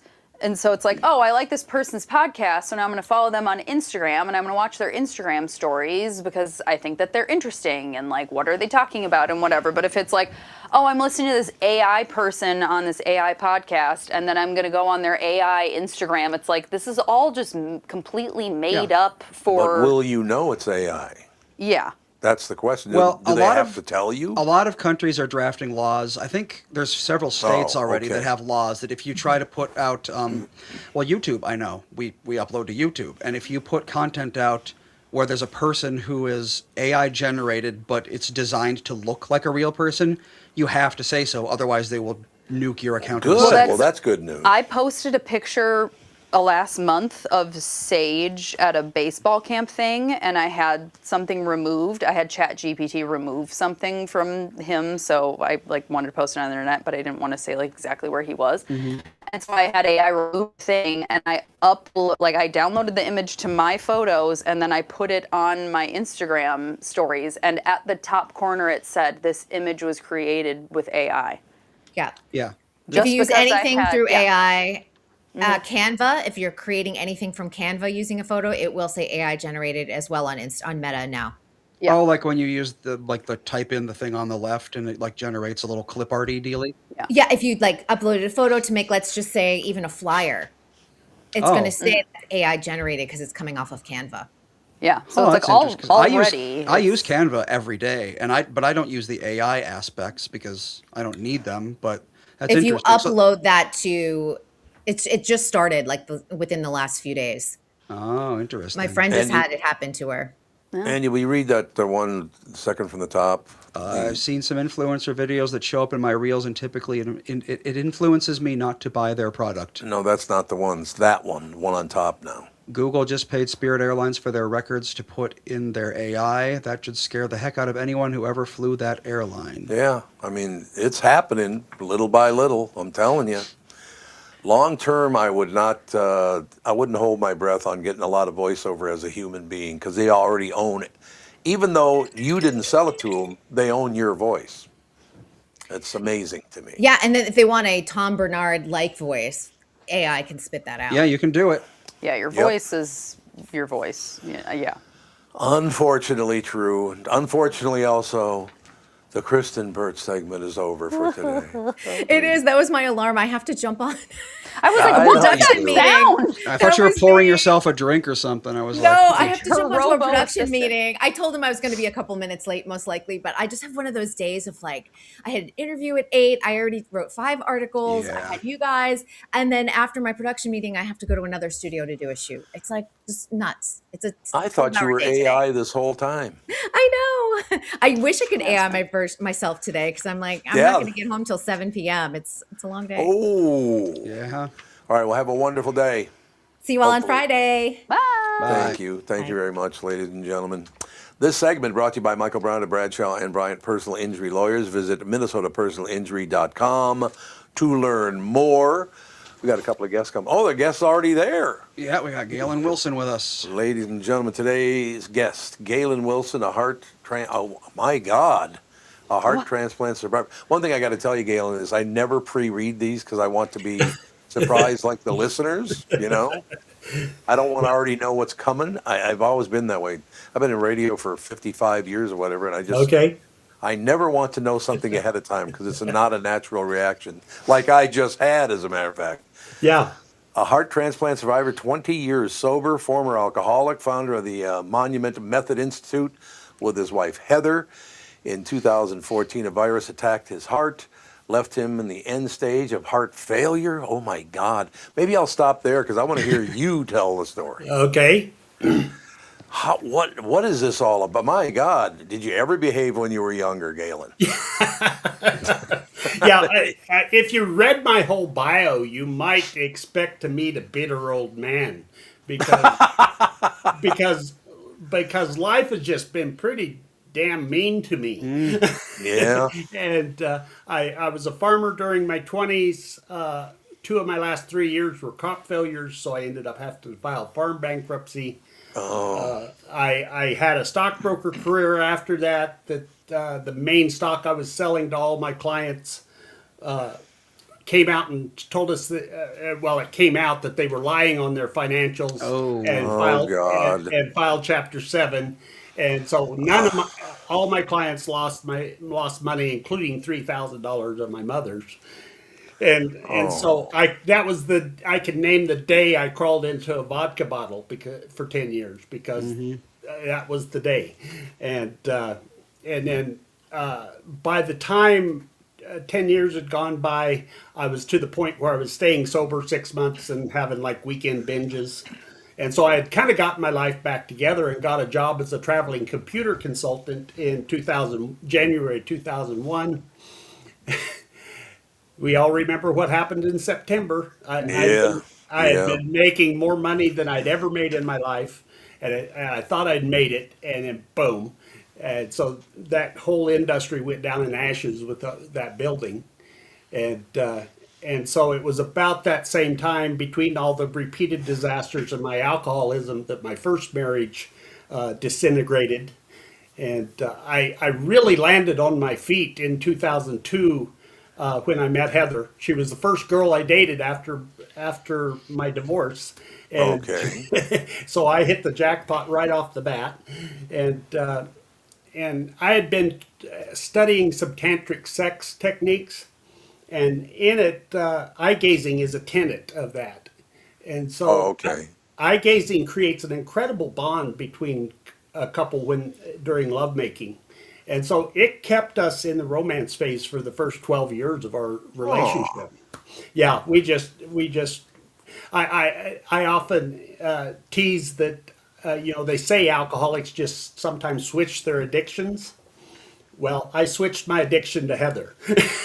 Well, that's a good Yeah, switch. much healthier addiction. Yeah, and so by 2014, I had landed on my feet financially again. Heather and I were traveling all around the United States doing computer field service work, and so our biggest trip was we left July 6th of 2014 in a little Toyota Prius C, the smallest Prius they make. Right. And I had built a 4x4 Harbor Freight Tools trailer kit and put a Sears car top carrier on it.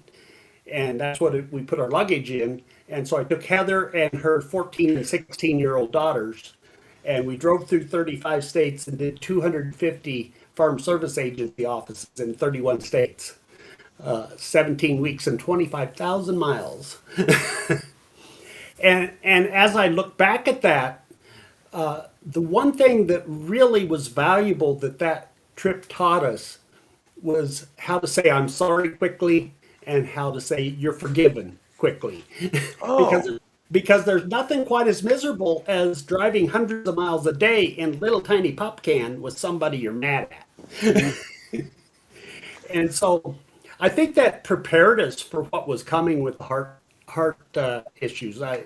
We got home that winter, and around Christmas time, I got really sick, and I went to the doctor. And we live in a little town in southeast Colorado, so we have a hard time keeping good quality healthcare professionals. And so the physician's assistant that I saw said, "Oh, Gaylen, you've got pneumonia. Here's some antibiotics." But he didn't do the chest X-ray that I found out later is required to diagnose pneumonia. Yeah. Oh, yeah. And so by January we had another 3.5-month trip planned, and we had bought a motorhome. The girls were done with the road; they'd had enough. They stayed home with their 18-year-old brother, and so we left on that trip. The stuff coming up out of my lungs was clear. And we left on that trip and got 6 weeks into the trip. I'd just gotten weaker and weaker and more out of breath. So we were in Corpus Christi, Texas, 1,000 miles from home. And we went into, it was President's Day, so the Farm Service Agency offices were closed. So we went into a little clinic to see if the pneumonia was coming back. And they did send me for the chest X-ray. And they called me back that afternoon and said, "Mr. Wilson, you don't have pneumonia. You've got congestive heart failure. God. You need to get home to Colorado today." And so poor Heather, she's from a town of 300 in southeast Colorado and actually grew up 7 miles outside of that town. Mm-hmm. And so she doesn't do city traffic. But she had to drive that motorhome the 1,000 miles home because I was just too far gone to even help with the driving. Right. And San Antonio, she did make me drag my big long hose up and sit in the seat beside her when she was going through San Antonio because she was about to have a meltdown. And but she got me home, and we went into the little hospital that. It's a triage hospital. If anything serious, they say, "Okay, Mr. Wilson, the ambulance will be here to take you to Colorado Springs." And so they got me into the Springs and did some tests. And a normal, healthy human heart puts out 50 to 60% out of the left chamber every time it beats. They call that the ejection fraction. Mm-hmm. Mine was putting out 5. Oh, my. Yeah. So I was knocking on death's door pretty hard. Right. Yikes. And so they gave me a medicine called Lasix. It's a diuretic. They took off 22 pounds in 2 days. That's almost equal to 3 gallons of water that had been. Oh my God. Oh, so you had ascites pretty bad then. Yeah. And so they gave me heart meds, and they put a defibrillator pacemaker in me. And by that next summer, I was back up to 30%, which is not 50 to 60%, but you can live a fairly decent life at 30. I actually put a 4,000 square foot shingle roof on my dad's house that summer. Well, you're doing pretty well then. Yeah, well, that's my type A personality at work there. And so, but over that 3.5 years from the time the virus hit to the time of the transplant, I just slowly was dying in front of Heather's eyes. Yeah. Poor girl. But all that extreme bond that we had developed during the first 12 years, plus the quick repair ability that we had gained by that trip, it was serving us well, because when in those long-term health crises, a lot of relationships will crumble. Either Yeah. the Yep. sick person withdraws into themselves and pushes their caregiver away, or the caregiver just gets so exhausted they say, "I can't do this anymore. I'm out of here." And Heather never hinted that she wanted out. She stuck by me, nursed me right through the end. She was my angel. I tell people I likely, at 2.5 years, if I hadn't had her, I likely would have just given up and died at that point. But she kept me going because she gave me a reason to keep living. And so late May of 2018, I had my defibrillator go off and saved my life. My heart rate had been 240 beats a minute Oh. right before it shocked it back into rhythm. Yeah, the guy at the hospital that I called the next day, he said, "Yeah, that's where the term drop dead comes from. Yeah. If you had not had that defibrillator in your body, you would have been dead on the spot." And so it had saved my life, but then my heart went back into AFib the next week, and so I had to go get cardioverted back into rhythm again at the hospital. And so that had really taken it out of me. So on June 19th of 2018, I sat Heather down at 9 o'clock at night and said, "Honey, I'm not going to be here in 2 to 3 months. We need to finish getting ready." And she was, of course, crying her eyes out because her soulmate had just told her he was dying. And we'd been to the mortuary once. We had some final decisions that we'd been putting off, and so she was still crying a half an hour later when we got the call there was a heart available. And, and so we grabbed our little to-go bag like a pregnant couple keeps, and out the door we ran. And we were having a huge eastern Colorado hail and rainstorm. It was at least 100 miles wide. Whoa. So we drove in that rain and hail for the first 100 miles going to Denver. And it was a total 200-mile trip. And they'd given us till 1:30 in the morning to get there. And we slid into that parking lot at 1:15. So we barely made it in time. And they rolled me into the OR at 4 o'clock in the morning. And by 9 o'clock the next morning, I had a 38-year-old heart in my 61-year-old body. God, amazing. What a story this is you have to tell. And I can kind of join your club if you kind of lay all the gratitude on your wife. Because that's what I've done. How many years ago did I stop drinking? Like 13? Yeah, that's about right. Yeah. I think it's about 13 years. And it wasn't a heavy suggestion, but my wife suggested I should probably stop drinking. You know, I've got an idea. So I did. I just did. And I think for the same reason, you had, your health was in pretty rough shape too. But to please the woman you loved was a big part of it, wasn't it? Yeah, it was. And it's interesting because as I've learned more, one of the things that this transplant did for me was it gave me this, my type A personality kicked in again and said, "Gaylen, you can't just sit on this. You've got to pay it forward." Yeah. And so I got very driven to pay it forward. And 3 years after the transplant, my erectile dysfunction was getting worse. I was getting on towards 65. I had actually developed ED 25 years ago at 44 years old. My God. And I was one of the guys that when I lost that first erection, I was at the doctor the next week saying, "I want one of those new blue pills that they're talking about on TV." Yeah, right. And fortunately, it allowed me to catch a 17-year younger wife 2 years later. and and so it worked pretty amazing for me. But at 65, the Viagra was not being as effective. I was attempting to make love a couple times a week and failing half the time. And so I joined a couple groups on Facebook for erectile dysfunction. And all of a sudden, I had found that place to pay that blessing forward, because I started helping men and women from all over the world, especially in third world countries where they don't have the health care, or it's that taboo to even talk about it. And so I was helping these people, and I actually got made administrator of both those groups within 6 months.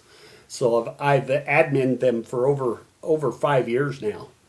And one of my biggest frustrations was when a woman would come into the group. And it was hundreds of women over the last 5 years that came in telling almost exactly the same story.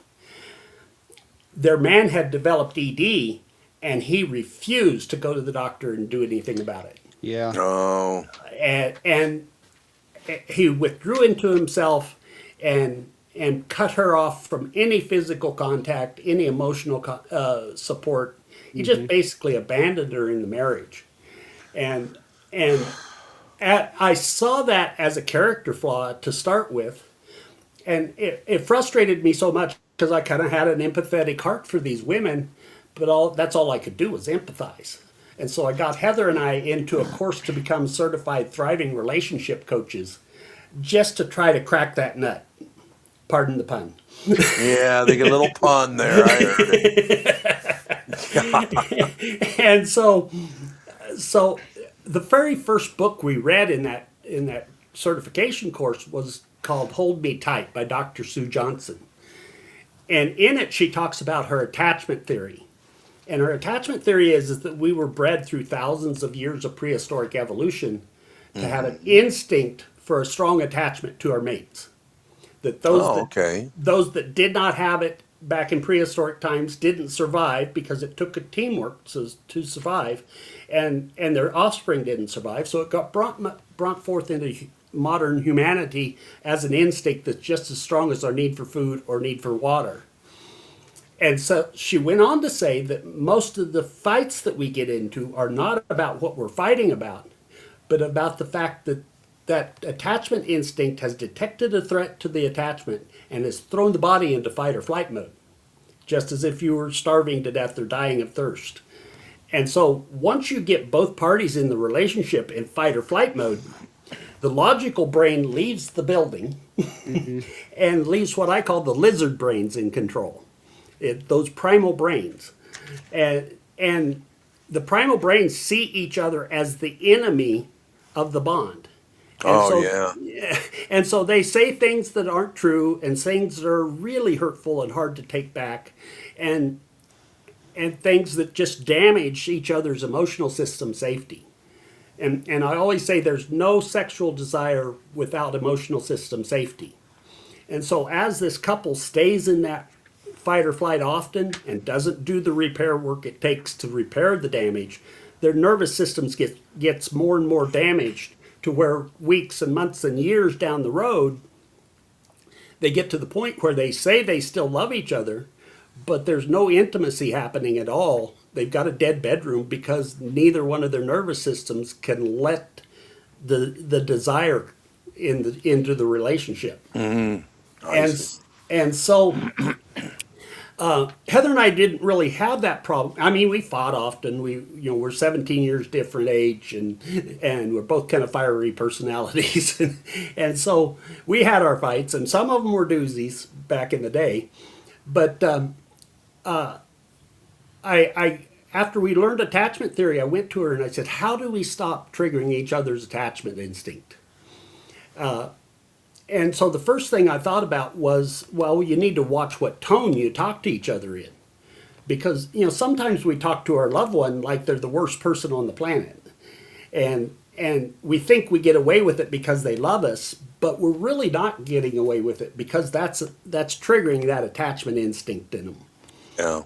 And so we gave each other permission to call each other out when we were speaking in tones that weren't necessary. You know, honey, did you really need to say that way?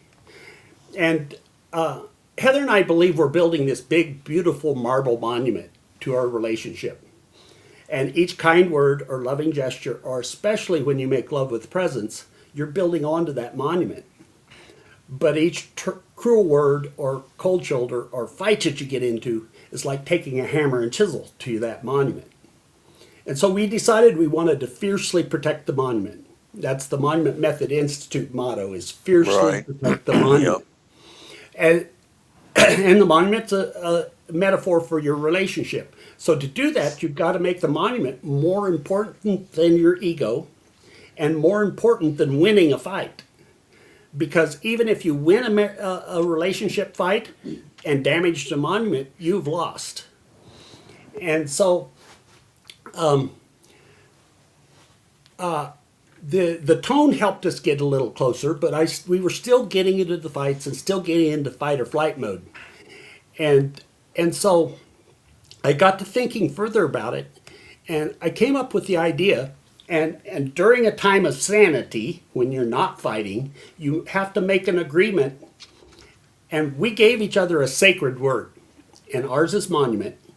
And so when either one of us sees the other one heading towards that monument with a hammer and chisel, in other words, we've said something that's going to start a fight, the other one can call monument.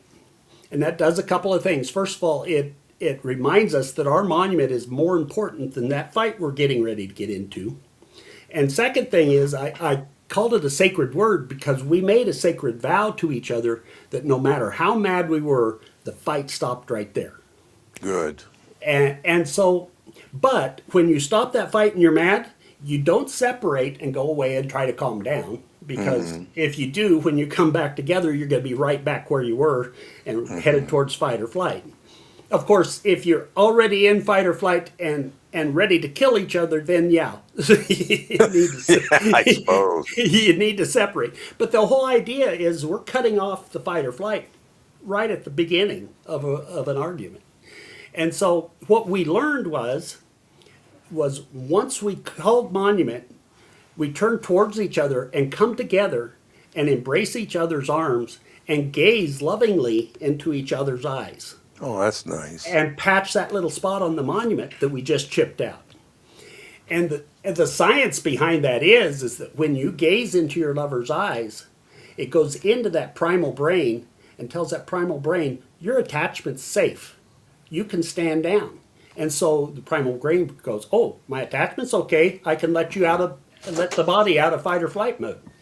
And so the logical brain returns to the building, and you can logically discuss what it was you were getting ready to have a big fight about. That's wonderful. I got to take a quick break. You can be on for a couple more minutes. Is that all right? Yeah. Excellent. Thank you. It's Tom from Wellshire Alzheimer's and Dementia Care Facilities. Wellshire Alzheimer's and Dementia Care Facilities are a place where your loved one will live with pride and dignity. If you care deeply about someone in your life, Wellshire is the place I highly recommend. I've known them forever, as we'll get to in a minute. Wellshire is a memory care focused facility that has a full nursing team always staffed within the building 24 hours a day, 7 days a week. They've never used or relied on any staffing agencies. Wellshire of Medina is now accepting elderly waivers after 12 months of private pay. I know them personally, and they are a family-owned local company conveniently located right in Medina and Bloomington. They're the best staffed memory care facility in the state. Wellshire has a robust community with activities 7 days a week. If your loved one is in need of a memory care facility, please get in touch with my friends at Wellshire. Set up a tour or learn more at wellshiremn.com. That's WEALSHIREMN.com. Back with Gaylen Wilson now, ladies and gentlemen. We got about 5-6 more minutes if you can do it. Okay, well, we'll kind of wrap it up. Although we might want to do a second one because the monument method protects the monument from each other. And we've also since then developed what I call the sanctuary bond, which protects the monument from the outside craziness and actually makes your relationship a refuge from all the outside crazy. But if you start practicing the monument often, what that does is it starts healing that emotional system safety. because you're repairing instantly. You know, if you've cut it off before you get in fight or flight mode, I always say the best repairs are the ones you don't have to make. So you haven't done any damage to your monument if you cut it off before you get in fight or flight. And so that starts healing that emotional system safety. And so remember what I said, there's no sexual desire without emotional system safety. So as you build that emotional system safety back and make your partner your emotional system's safest place in the world, that allows desire to reblossom even in decades old relationships. Yeah, that makes total sense. By coincidence, having you on today, within the last week or so, I talked to a couple of old friends that I went to grade school with all the way back in the day, and then grew up in the same neighborhood and all the rest of it. And there were 30 boys in our class. It was a Catholic school, so the girls had their class and the boys had their class. And later on, of course, they mixed them together, but not when I was in Catholic school. But we were talking about that whole thing. I went to school with both of them, and there are, I believe, 4 of us left out of 32 people. Yeah. And I think a big part of that is, the stress of all the things you just talked about.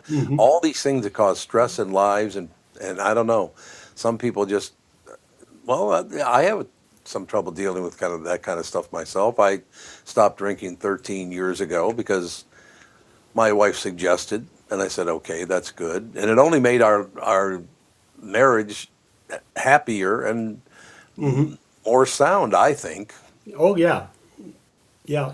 Alcohol is completely destructive. It really is. It's really sad but you know what? It's destructive, but when you start doing it, it's fun as hell. I'm sorry, but There's a reason you start, right? There's a reason you start, Yeah. exactly. Yeah. Yeah. But I mean, we had a ball going on with our friends and having drinks and all the rest of it. And Yeah. then I became a weightlifter, and then you go out with all these huge, giant men, and then it was really fun because everybody just left you alone. So, I mean, that might be the tough part of it. You remember all those wonderful times and laughing and joking and this, and now it's time to stop and walk away from it. A lot of people can't do that. I was lucky, Right. you were lucky, and it's a good thing. Yeah. Yeah. Otherwise, it can be a complete disaster. Yeah, there you go. Oh, he worked it in.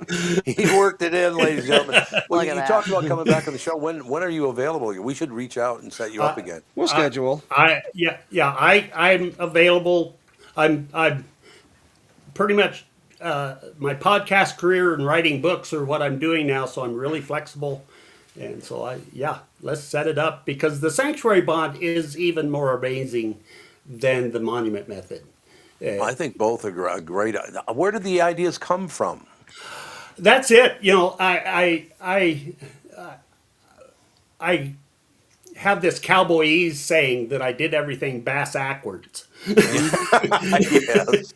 Because I understand that. we all during my life, every little thing that happened to me kind of started developing the monument method.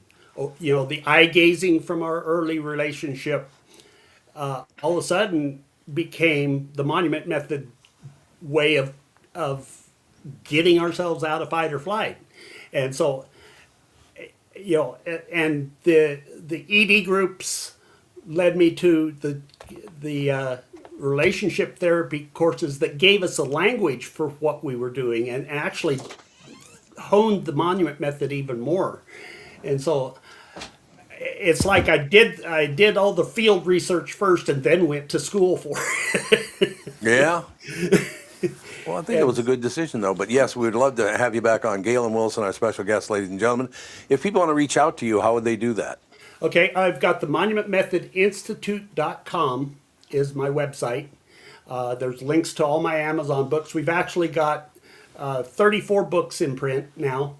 We've got a romance series, three 6-book romance series that are the Monument Method and Sanctuary Bond told in love story. And so actually, if you don't like reading the nonfictions, you can get the romance books and still get the same doctrine and be entertained at the same time. And so we've also got a link to where people can get private coaching sessions with Heather and I. And we've also written 4 books on dating.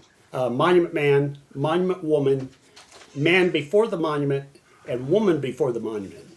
And they've written these books in such a way that they get the whole doctrine in the books, and they know how to build a structure under a relationship to make it keep in the romance phase for life.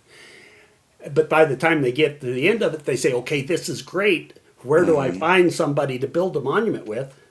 And so I almost had to create the Monument Validated Person MVP dating site, which, as part of my pay it forward for my heart transplant, is going to be free forever, because I just think it's so important for people that learn this doctrine to be able to find each other. And right now, if you go to the website and go to the MVP link, you can scroll down, and I'm giving away all 4 of those books, either in PDF or in EPUB that you can import into your Kindle, because I just think it's that important to get that community off the ground. You may have noticed us shaking our heads and rolling our eyes. That's not at you. That is at our dog, who will not stop coming in and out of the podcast studio over exactly. and over. Constant. Because Mom's not home, so Yeah. he's very nervous. Yeah. He sure is. Unfortunately. Well, Gaylen, we'll talk to you again soon. Andy will get it all set Yep. up, and we'll get you back on the show. Okay. It'd be great. Okay, I'd love it. Thank you, sir. Okay, you're welcome. Gaylen Wilson, ladies and gentlemen. I thought there was a lot of good advice there, didn't you? I mean, just straight ahead. It wasn't like some miracle thing. It's actually good advice. Well, yeah, I mean, anything that takes work, Yeah, I suppose. Yeah, that's very. Melissa and I he's have been back married- again. What do you know? Melissa and I have been married for 7 years almost. In October, it'll be 7 years. Look at you. And you've been married for how long? 12? I think it'll be 13, 12. Yeah, Something I don't know. around 12 there. or 13. Whatever. Wait, we got married in 2014, so it'll be 12 in October. I think it's only been 42 years for your mom and me. 42, 43, something like Not that. A little bit longer. A little bit longer. She's a very calm and peaceful woman. That's all I have to say. Except lately. Yeah. Well. This segment brought to you by Michael Bilski at North American Banking Company. Visit nabanco.com/Tom. Today, is Margaret ready to go? She was backstage there, but she left. I don't know where she went. So hopefully she'll come back. Hopefully she will come back. That'd be great. Maybe she had a dog that needed to leave. Yeah, really. Well, that's a possibility. She needed to track down her dog. Well, I thought the Yeah. reason he suddenly Don't got worry up was because Mom was home, but I know I did too. He looked very like, yeah, something's like, Mom, happening. Mom is here. Well, she should be back any minute, so he probably. That's one thing about him. I think he knows she's within a 50-mile I know. radius. God, Can that's sense her amazing. presence like a Jedi. He's literally just like laying there breathing like I know. He's got problems. he sure does. Well, keep an eye out and see if Margaret does come back. That'd be great. We can Will. talk to her about it. Writer and historian Margaret Eastman Smith releases her new book. The new book is called A Spectacular Inheritance, What I Kept and What I Left Behind. So we definitely want to talk to Margaret about that. Yeah. Is it nonfiction? Yes, she was in. Let's see, what is it called? There, is that her? She's here, so she There can. she is. She can tell us what she was all in. about it. Margaret Eastman Smith. I was just reading the descriptor here. A Spectacular Inheritance, which it's fascinating to me. What I Kept and What I Left Behind, which explores what it means to grow up within a tightly bound ideological world and what it takes to step beyond it without losing oneself entirely. So that already you've made a very, very good point to me, Margaret. How you doing, Margaret, first of all? I'm well, and I apologize. I was outside. I thought you were going to call me in from there, so I just was. I did. I went, Margaret! But you couldn't hear me. Where are you? That was Margaret. Where are you, Margaret? Come here. So tell us about that. What inspired you to write the book in the first place? Well, I thought that the world I grew up in was kind of unusual and deserved being written about, and so I felt that people who had written about this movement were either full of praise or full of condemnation, but they didn't fully capture just what it was like to be living in it and dealing with the conundrums that it raised for a kid growing up in it.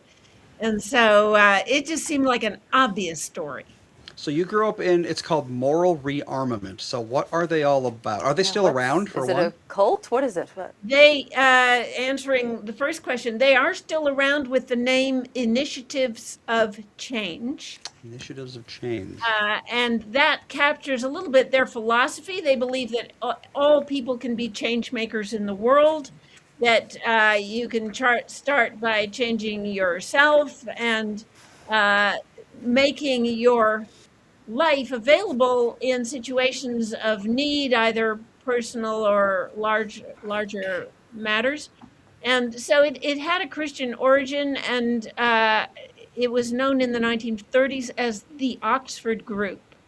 And to some people who might have heard of the Oxford Group, the people now who would have heard of it would be those who know that the Oxford Group's alcoholic arm later turned into Alcoholics Anonymous. Oh, okay. All right. And so there are things about the whole way that AA expresses its message and so on that resemble the original Oxford Group. And so that's maybe the Oxford Group and AA had a somewhat painful parting in that I think the founder, Bookman was his name, would have liked AA to stay in. But certainly we recognize that some of these ideas have permeated society in other ways. But then the Oxford Group changed its name to Moral Rearmament in 1938. That was because people were talking about rearmament in. Oh, yeah. Yeah. So the group often actually kind of co-opted terms of the moment to describe what it was doing, and it certainly had a vision that post World War II there would need to be some kind of moral and spiritual rearmament, as well as needing to focus on the military rearmament. And this organization is best known in the world for having contributed considerably to rebuilding Franco-German relations after World War II by having a large number of conferences where they invited French and Germans to come and meet. And then going into Germany fairly soon after World War II, and so on. So there's kind of an interesting politically oriented connection with that. They also did things in terms of bringing Japanese back into the family of nations, and have worked in other kind of troubled areas of the world. We're also very involved in some of the decolonization processes that went on in colonized countries. It's so amazing to me that there is such an ebb and flow to that anger. I'll be 75 years old in another couple of months. So looking back through it all, the ebb and flow of people, I'm really mad at the world, and now I'm okay for a while, but then I'm mad at the world again. It just, right now, people are very mean to one another, and I suppose social media has something to do with that, I would imagine. I don't know. Why do you want to be so mean to people is what I don't understand. Why do people want to do that? Why do people want to be mean? Well, they may not know any other way. No, good point. Their angst. I think we've lost capacities for constructive change, and I think some of that comes through the disappointment that our generation feels with things that we tried that didn't work. Yeah. Yep. But it's also that I think we failed in some ways to recognize what was really important. And I think we got very busy and have filled our time so much with trying to get ahead in some ways that we've lost our sensitivity to what people really need. Yes, I think that's a very, very good. Margaret, you're pretty sharp. Where'd you go to school? Well, my first school was moral rearmament, but then Yeah. I went to Boston University when I was good. 35. And so I was dealing with some interesting realities of being an older student there. That's part of what I write about in my memoir. And then I went on to do a PhD at the Fletcher School at Tufts University, which is a school of international relations. So I went there to really find out how the kind of mainstream academics think about world peace and how you make a better world, and learned a lot about human rights and American foreign policy and realism and military strategy, and also about the peace movement and grassroots peacemaking and so on. So those were the things that I had wanted to wrestle with and ended up teaching my students about. So in your bio, it says that Glenn Close and Oprah in particular were not big fans of moral rearmament. It's been called a cult by people like that. But you saw it as a family. So you still think of them positively, the way you grew up and everything.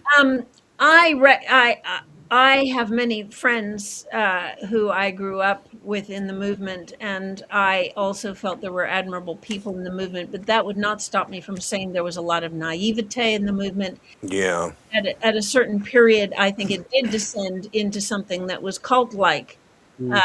It always had some grounded people, so there were ways in which it depended who you were talking to and what you were doing, whether you felt that this was on the right track or not. And so if you could pick out the folks that you thought were kind of had greater wisdom, you could learn a lot from the people in the movement. It had a remarkable network of people across the world. I think Glenn Close, whom I knew when I was growing up, her parents, she's just a couple years older than me, and her parents decided to devote all their time to the movement in the early 50s when their kids were young. And I think that was a horrible adjustment for the kids to have to make. And their parents traveled a lot and left the kids with other people. I think that, and other families were doing that too.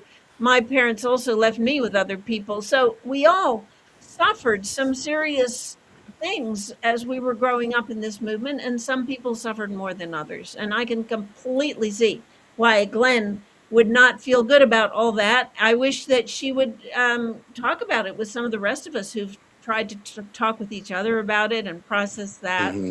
I don't think Oprah has an independently negative view of it. It's just that Oprah put Glenn Close on her program. So Oprah's program is associated with the Okay. story. God, I tell you, Margaret, you're giving me some memories here because I'm trying to remember the Vietnam era ended in what, like 67, 68? Well, the peace treaty was in 75, Yeah, yep, and it went on and on. So you think about that, and that's I'm glad you made that point, because when the war comes to an end, we're supposed to be peaceful people and try to work together, and that took another 7, 8 years to even get started. But I was young enough to really fall for the hippie movement, where peace and love and all that whole deal. And I actually did. I was so young. I actually did believe that the world might understand that and accept it, and maybe we could all learn to love one another. It never even came close. Well, I think that the hippies that you're talking about, maybe there was a complete disconnection from reality with some of them. They were Yes, yeah. and so forth. So I don't feel that they even gave a minute to think about the mechanism by which that was actually going to happen. That's a good point. That's a very good point. There are other people who have a more thought through mechanism, which is that, for example, if you eliminated weapons, you would have a better chance of peace. So, there are people who make peace their project who have some legitimate plans for how to do that. I'm not persuaded myself that the peace movement, as you and I remember it, really had enough going for it to pull that off. Yep. But when I taught about this I was teaching largely undergrads, but also some grad students, we recognized that there were different ways that you could contribute to peace. Like, you could use journalism to highlight stories of people who have been bridge builders and reconciliation makers and so on. You can do things that encourage organizations that lock different countries into a relationship that ensures that they go on talking to each other even with difficulty. Empowerment of the grassroots is an important aspect of peacemaking, even if it isn't the only. Some of the peace builders are completely against anybody in government, and of course we need to hold government accountable. Yes. Yeah. To power, but we also need to make sure that we have the kind of government we deserve. And that means voting, it means holding people accountable in different ways. And so I feel like the endeavor of peace building has widened in the last 3 or 4 decades to include all of that. And in a way, the world peace builder or peacemaker has become a way to describe people at all levels who are trying to live a relevant life, who are trying to wrestle with the problems that the world has, who are willing to make some sacrifices to make a difference. We still see that. But of course, as soon as we got into the war in Iraq, there was less money available for peace building endeavors. And so it's been harder to get grant money for those projects and all that kind of thing. I did carry it with me, though, in my life. I got to be very honest with you, that whole peace movement, because I actually really liked the idea, and I tried to embrace it and be nicer to people and all the rest of it. And then when things did come apart, I can still look back, and I've been married to the same woman now for 42 years, and I've known her for 45 years, or 46 years, I think it is.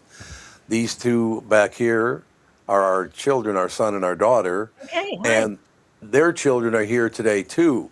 So we have 3 generations of the family. It's very important to me that we maintain that and make sure it's healthy.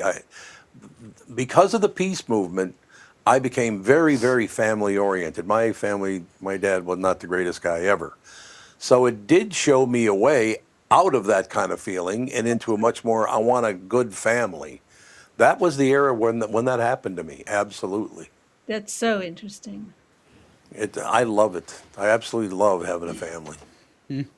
Great. Well, Happy to hear it.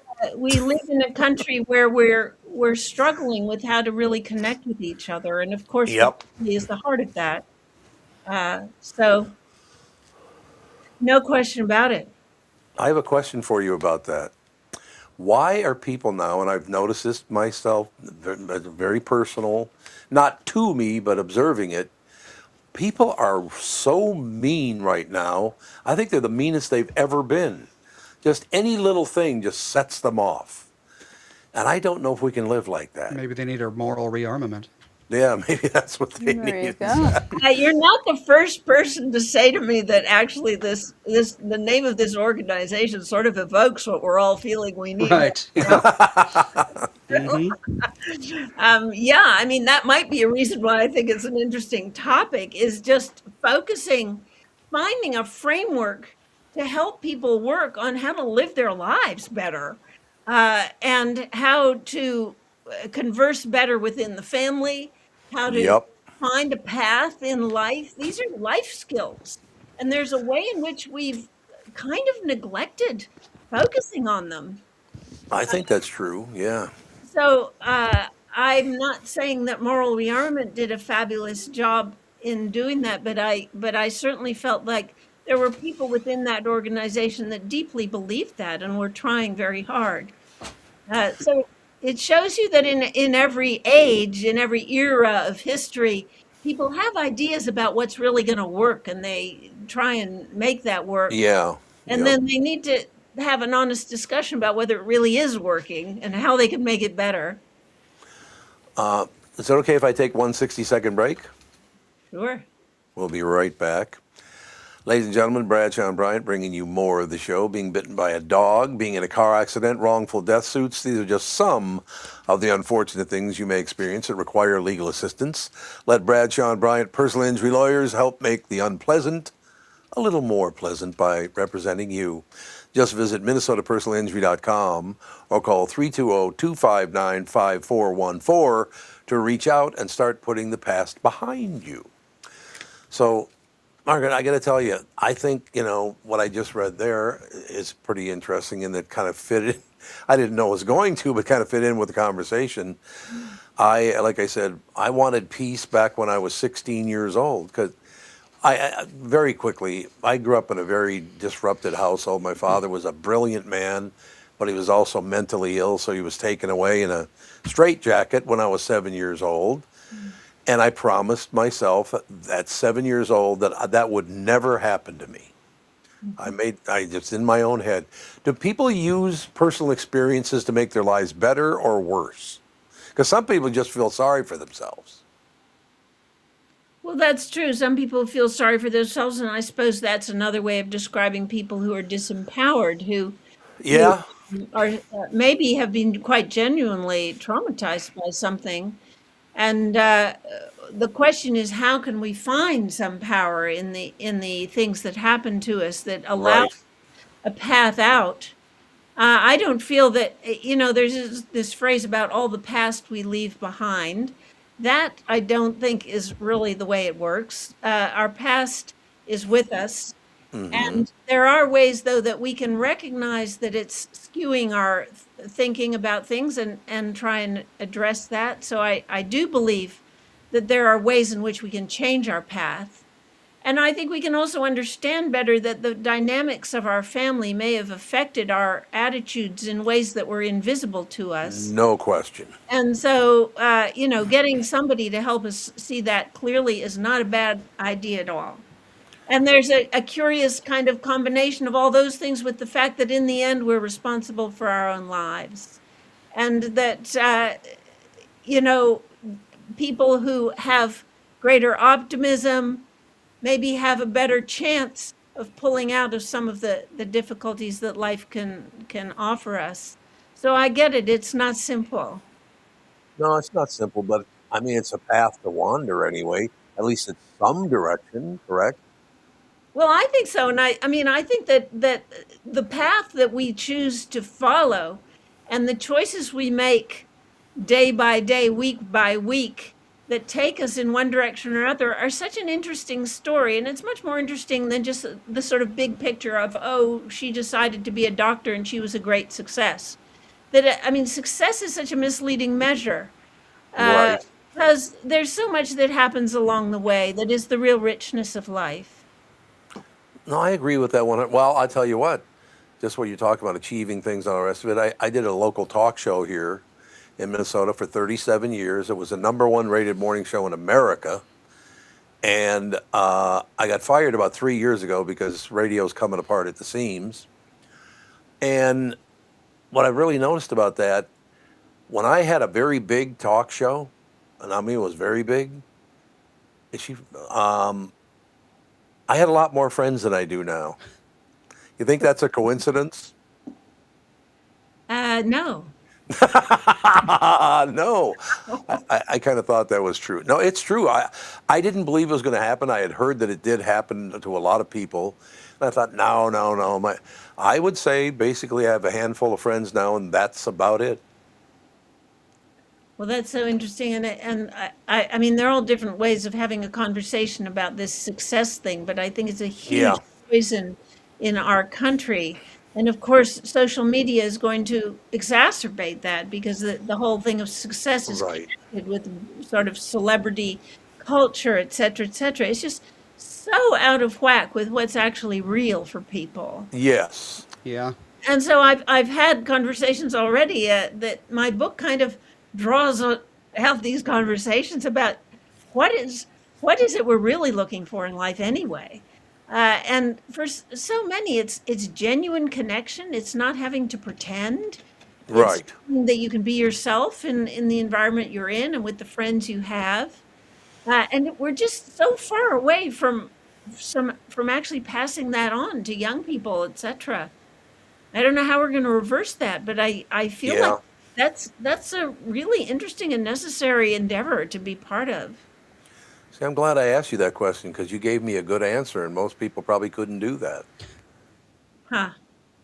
Well, I'm glad you thought it was a good answer. No, it was a really good answer. I just one thing I've been trying to figure out in a good way is my wife and I have known each other for almost 50 years now, and we've been married for 43 years of it.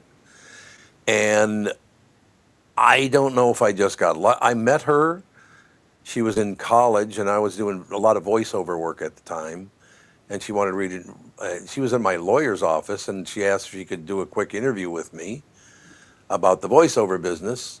We did that quick interview, had dinner, and been together ever since. Now, was that just, that couldn't be just luck? I know a lot of it was luck, don't get me wrong, but it just was so amazing looking back.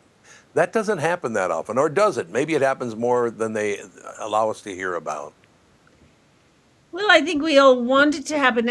It seems to me that I don't know whether there was some sort of force in the universe making that happen for you, but I think that the Right. two of you recognized that you'd found something that you really wanted, and so being able to recognize it and to seize it when you see it, no matter what the timing of that is in your life, I think Right. that's absolutely key.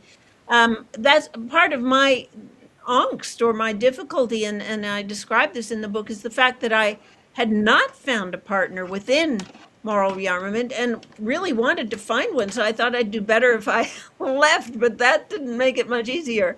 And so the struggle to find a mate in the sort of wilderness of dating in your mid 30s to 50s kind of age group, where most of these people have actually already been in one marriage or one long, Right. Yeah. Yep. kind of on the way to the next one.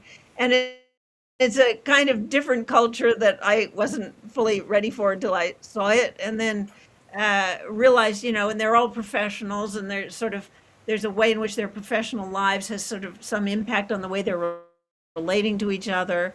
And so I got married when I was 3 weeks short of my 70th birthday Oh, okay. for the first time. And that, I mean, it was wonderful to get married, but it was hard to wait that long. It was just lonely Yeah. to wait that long. And a lot of self-doubt along the way about what was the matter with me that I hadn't been able to find. Sure. Sure. But I look back and I just don't think I missed any chances. I just didn't meet the right person. So I think I was smart in the same way you're smart. I was smart by not getting tied up with somebody Right. who wasn't Yep. going to work. And you were smart because you recognized you'd found it. I got married 7 years ago when I was 32, and the idea of dating again, I don't. This sounds awful to me. The way that the dating market is, I don't know. I don't think I could do it. No, I mean, even the process of actually finding somebody to go out with and the find options and so on and so forth. I got into all that, and I met somebody on one of those things who said, "You don't belong here." Oh God. In a good way or a bad way? Yeah. There you go. In a good way. I think he was trying to warn me off this. Okay. Well, let me ask you a question. It must be difficult, and I mean this as a high compliment. It must be difficult for a lot of men to deal with a brilliant woman. Well, Well, you're not a moron, let's be honest, okay? Well, that's sort of interesting, and of course, I'm not stupid. I was able to get a PhD, so that sort of says something. Although internally, I was sort of shouting out for somebody to really connect with me, and it Yep. was really about. I may have thought that actually proving I was smart was going to earn my way with men, because Yeah. I think that maybe is what earned my way with my father, that I got his attention when I could be smart. I didn't know how to relate to him on any other level. So I think I have been told that I can be intimidating, or I was in the past, which always seems so strange to me, because here I started undergraduate when I was 35. I was floundering, I was struggling to figure out what the hell I was doing, and couldn't anybody just see that and reach out a hand to help? But that wasn't somehow the way it was working. I just love the whole idea, though, that you've stepped up. I mean, tell it. So people pick up your word everywhere, I'm hoping. My book, yes, so I hope so. I wanted this story to be not just about a kind of esoteric movement, although it's not an uninteresting movement, but it's really about a life process. It's about how you move through life and encounter the things you encounter and make decisions and shift and don't always know what you're doing, et cetera, et cetera. And it's about a woman who had a late coming of age. It's also trying to understand the principles of living faithfully, actually figuring out what love really means. People talk about it, but what does it really mean? And so there's sort of a lot of questions wound through the book. I love that the descriptor, as a matter of fact, is really, really good. With sharp clarity and emotional depth, this compelling memoir follows Smith's coming of age within the controversial global movement called moral rearmament, previously known as the Oxford Group, an influential and at times polarizing organization.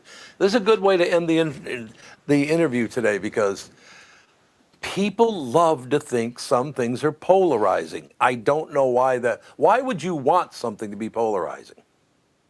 Yeah, well, isn't it interesting that people like news about disasters and Yep. murders and all the bad stuff, and Yeah. Hmm. really harder to sell the good news.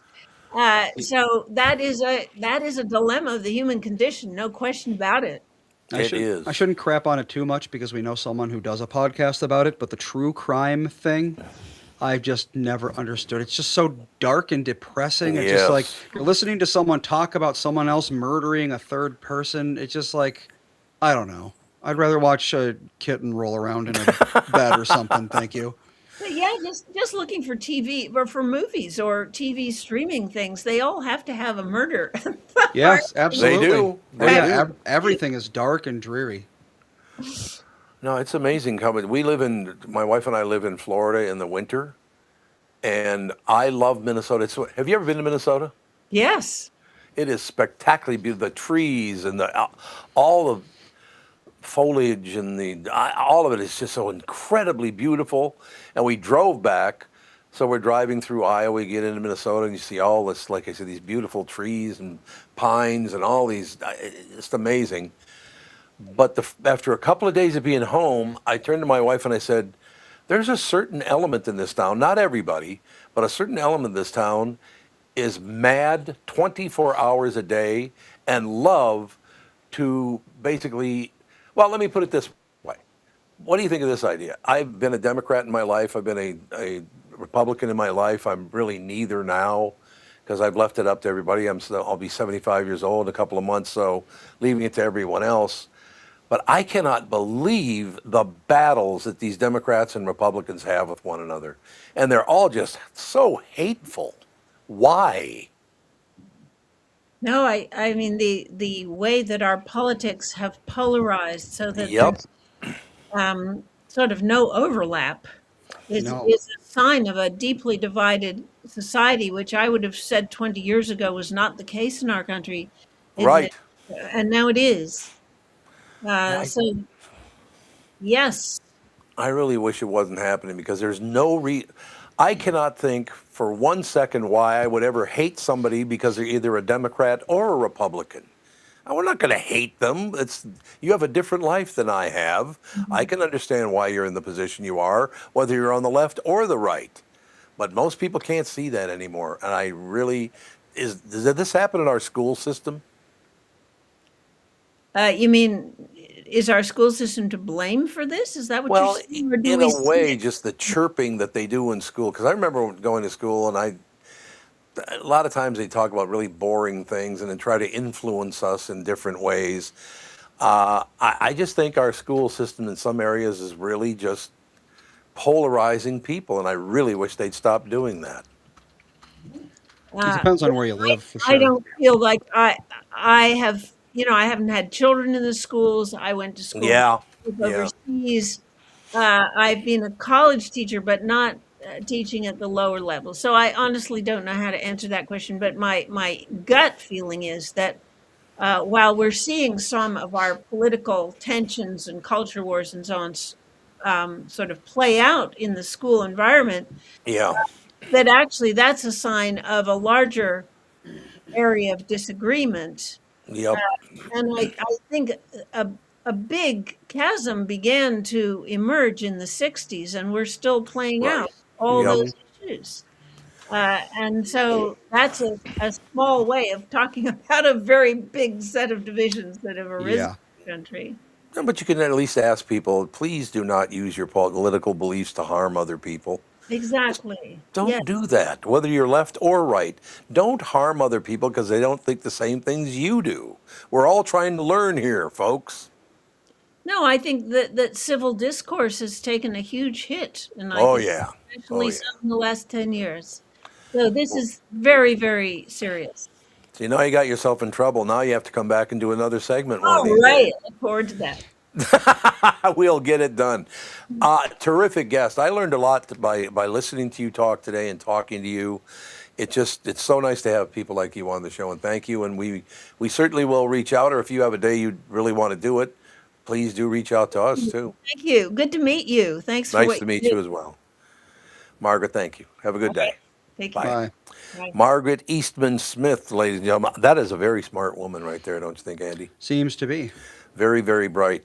But I've talked about this on the show before. I don't go on and on and on about it.